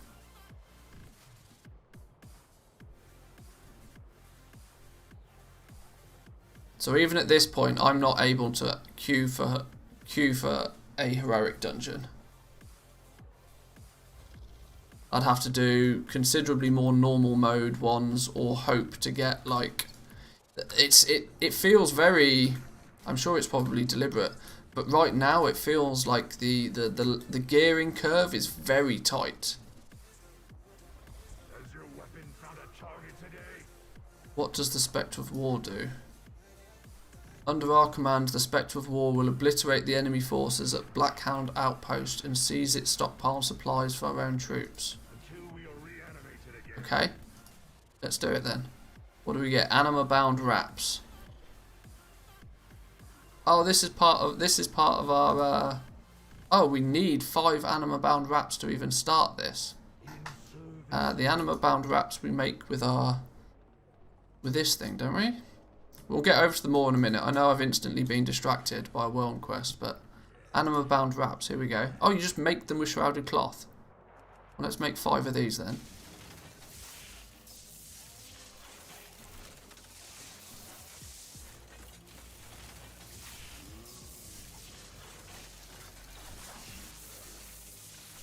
Oh, you make 5 for 5 cloth. I've now gone and made way too many.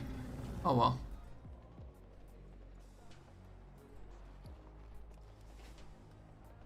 What does this do then? Right, let's do it then. There's your 5 anima bound. Thank you. Your contribution has been logged in our records. Complete quest.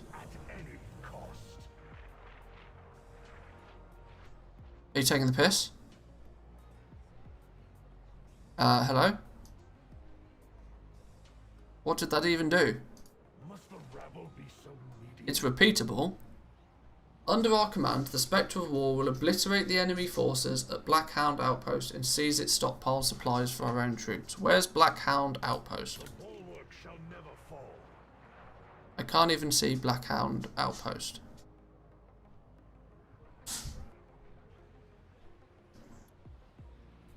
Can't see it on my map at all.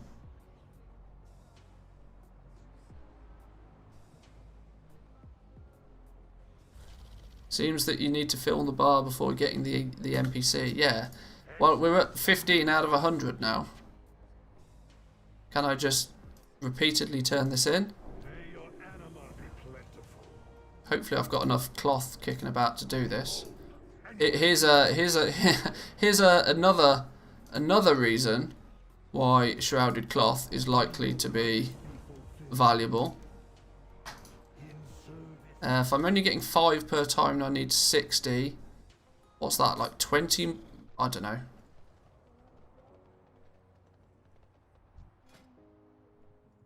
Just craft all of them. We can make it a new home.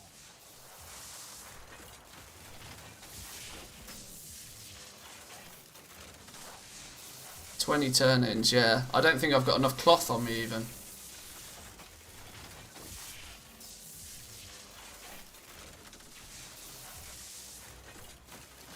I'm not going out to farm cloth just for this. Maybe I should have made my dude a tailor. Being a tailor seems to be sensible with the Necrolords if you're going to need a lot of cloth for this turn-in. I'd not really considered that as an option before.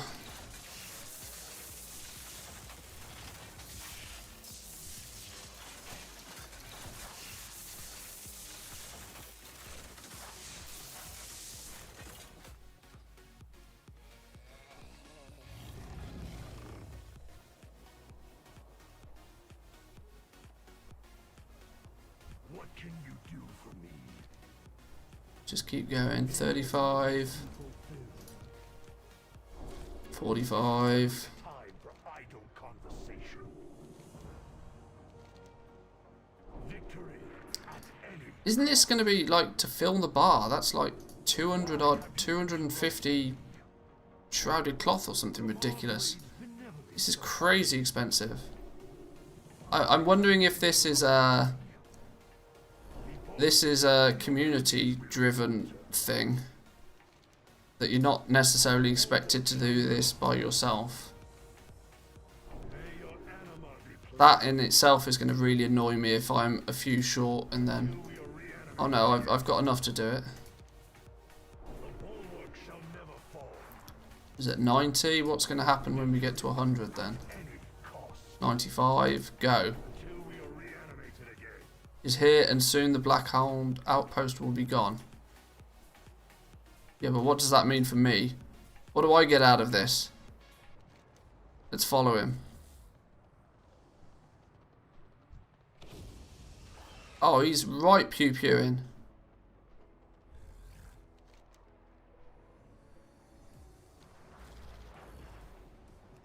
I mean, I better get something absolutely amazing out of this, considering the amount of cloth I've just had to turn in for it. Massive chains are restricting his movement. Nah, fuck off. Just get one shot. Look at him go.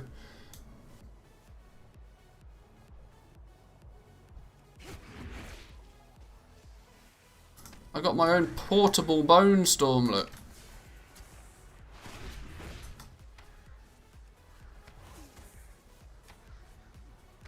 Come on, dude, do some pew-pewing.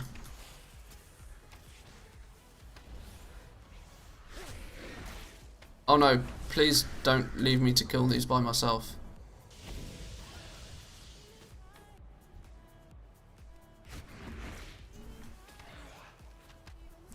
I'm gonna follow him until he does something cool.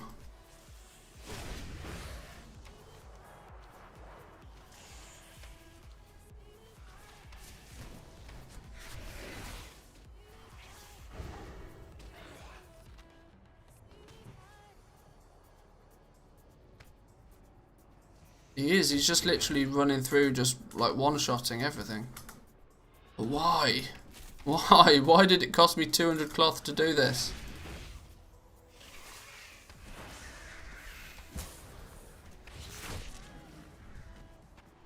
I mean, it definitely said something about treasure, which is realistically the only reason I'm following him right now.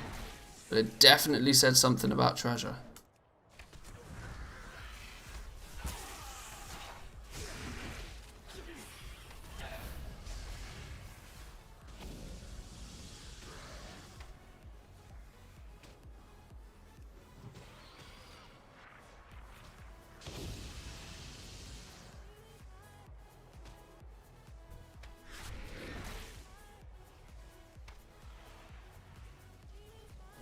In before he gives you rep and 50 animate. Wow, yeah, that's my worry.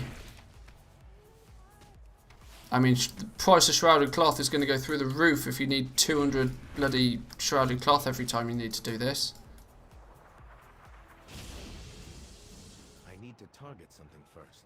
How are you casting a spell from all the way over there? Get bent. Oh, my dude's dead.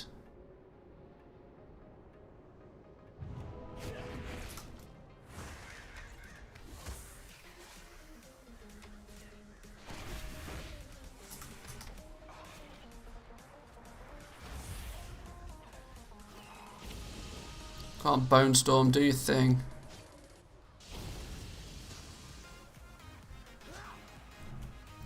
Morning, dude. Or, well, morning for you. Afternoon nowadays. Slept late today. Oh my god, this dude's like, come back.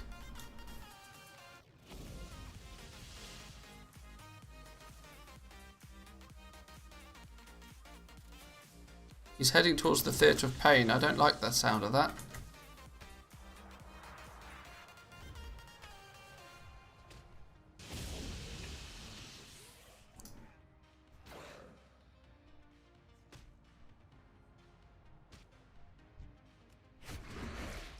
It's 1 PM here, about to go have lunch. And you still said morning? Dude, come on. Elementary school shit, that is. Fire a target.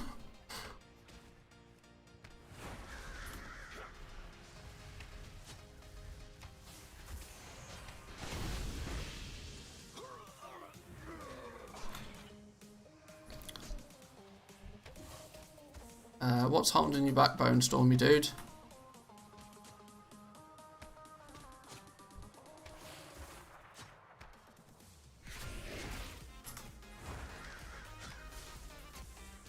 Oh, I'm really hoping this dude does something incredibly epic.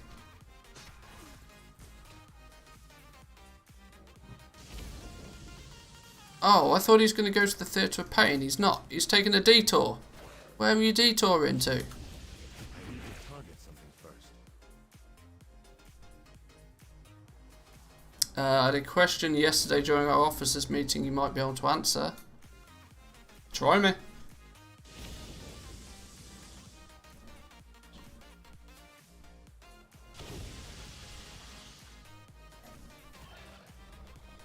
Rep gated, no. You have to be 60. You have to have access to Torghast, but there's no rep gating on them.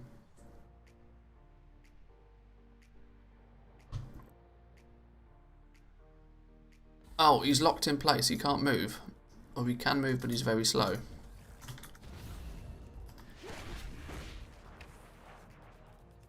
To get the base legendary items on for your profession. A TLDR is, yeah, you need to be, TLDR is you need to be level 60, you need to have access to Torghast, and then you go speak to the Rune Carver. It's a small mission to do. You speak to the Rune Carver, and then he'll send you back to the main profession trainer, and from that point on you'll be able to pick up the patterns for the base legendary items from that profession trainer. But yeah, B60, get into Torghast. That's your TLDR. So it's not rep gated, but it's sort of level gated. Well, it is level gated, not even sort of.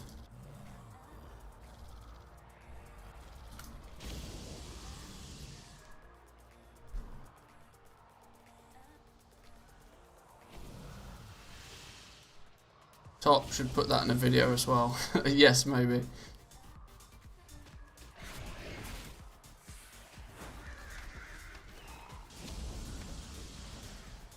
I require a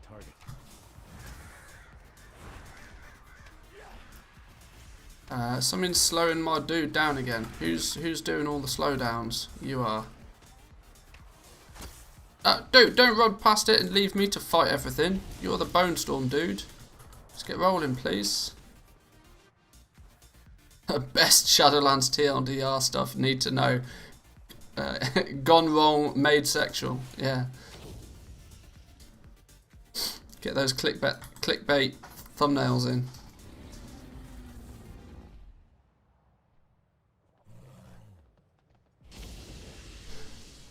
To be honest, actually, that's probably not a bad idea. A Shadowlands goal-making TLDR guide that I can literally, every time I get the same question that gets asked 700 times a stream, I can just go, watch this video. Oh, hang on, look, this is this is the Black Hound outpost, okay. So he's about to run through here and cause some serious chaos, I would hope. Do some bone storminess.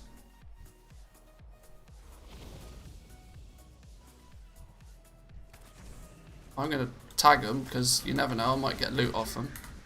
Or I also might die. Maybe that wasn't the best idea.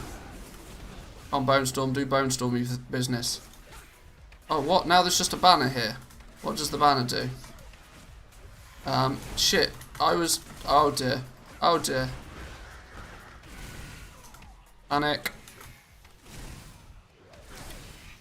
So, what was my 200 cloth for, if all that's happened? The sectors shall rise once more. Begin the summoning, my brethren. Oh look, there's a chest in there. It's nice that he's left me to kill all the guards, though. Marmite powered stream. I do need some food, actually. We're getting close to that point in the day where it's almost food time. But there's a chest there. I want whatever's in this chest. This chest cost me 200 shrouded cloth. It better be something epic.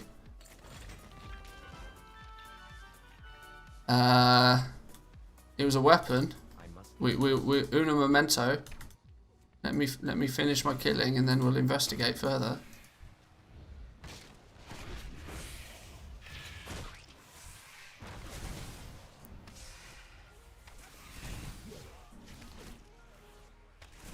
You've got 3 bleeding corpse shrooms, 20 anima each. So 60 anima. Somebody wasn't far off with their 50 anima guess. Can't remember who it was, but fuck you. We also, though, got an everlasting bone forged great axe, a bind on pickup 151 item level axe. It's basically just a world quest.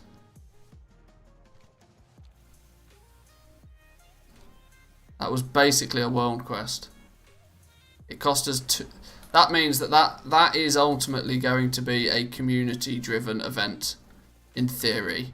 You shouldn't have to donate 200 shrouded cloth yourself.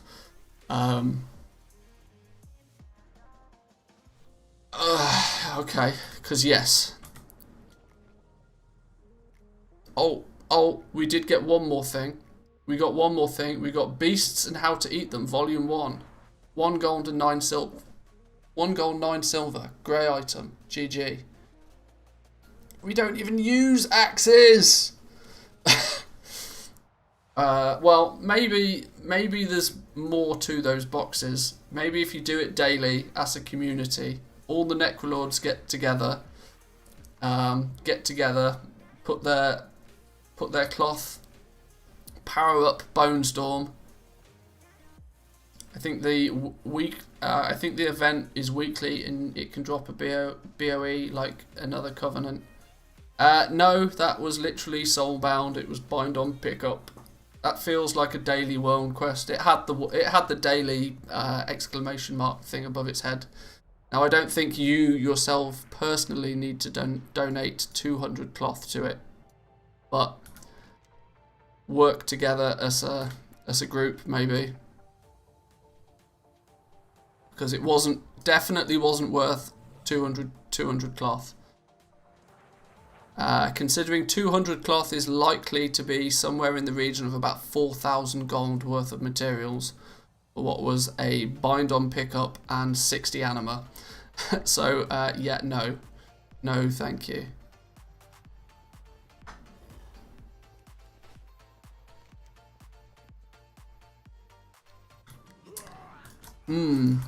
Yeah, ever so slightly anticlimactic. But hey ho, we live and we learn. We know that that is not something to dump all of your materials in yourself. Sucker somebody else into it. Maybe just tell somebody, oh yeah, if you put 200 cloth in this thing, you get a mount. Let them dump all their cloth in and make them spawn it. And then just like follow along and you can open your box and get your world quest done as well. Where there's a will, there's a way. Always thinking. But then, boys and girls, I'm going to leave it there for today's stream, and equally there for this week's stream. As of course it is Friday now. I take Saturday, Sundays off streaming. You never know, we might get a bonus stream at some point at the weekend. I'm likely to want to be playing. I'm not going away this weekend. I'm in the house. I'm doing DIY. I'm doing house stuff. I'm being a good husband, or at least that's the plan. So, thank you all for joining today. It's been a lot more of a chilled, relaxed stream today. And I know the last few days have been focusing on the Shadowlands beta rather than what's going on in live in pre-patch. Mainly because I've kind of hit a plateau in retail where there's not actually a great amount I want to do now until we start to get some new content. I've got all of my characters. I've got every single class leveled up to 50. I still need to tweak around and do some tuning and some playing with some of the professions, but that's just kind of maintenance mode really nowadays. So we're probably going to spend a fair amount of time on the beta going forward, doing some testing. I still want to do a deep dive into Kyrian. We've looked at the Night Fae now, we've looked at the Necrolords, we've done a reasonable little bit of a look at the Manthieus. The Kyrian is the last one that we haven't really looked at in great detail, so that will maybe be next week. But if you're new around here, I hope you've enjoyed. Please remember to smash that like button if you've enjoyed. Roughly only 30 to 40% of people that watch my videos and watch my live streams are actually subscribed, which was interesting to find out. So if you've seen me a few times now, consider hitting that subscribe button. Ding the notification bell and you'll get a notification as and when I go live. We go live Monday through till Friday, same times every single day. So if you catch it one time, you can rely on it to be live the same time the next day. But I'm off. I'm going to go get some food. I'm going to enjoy my weekend. I hope you guys have the best of weekends yourselves, and I'll see you guys on Monday. Peace.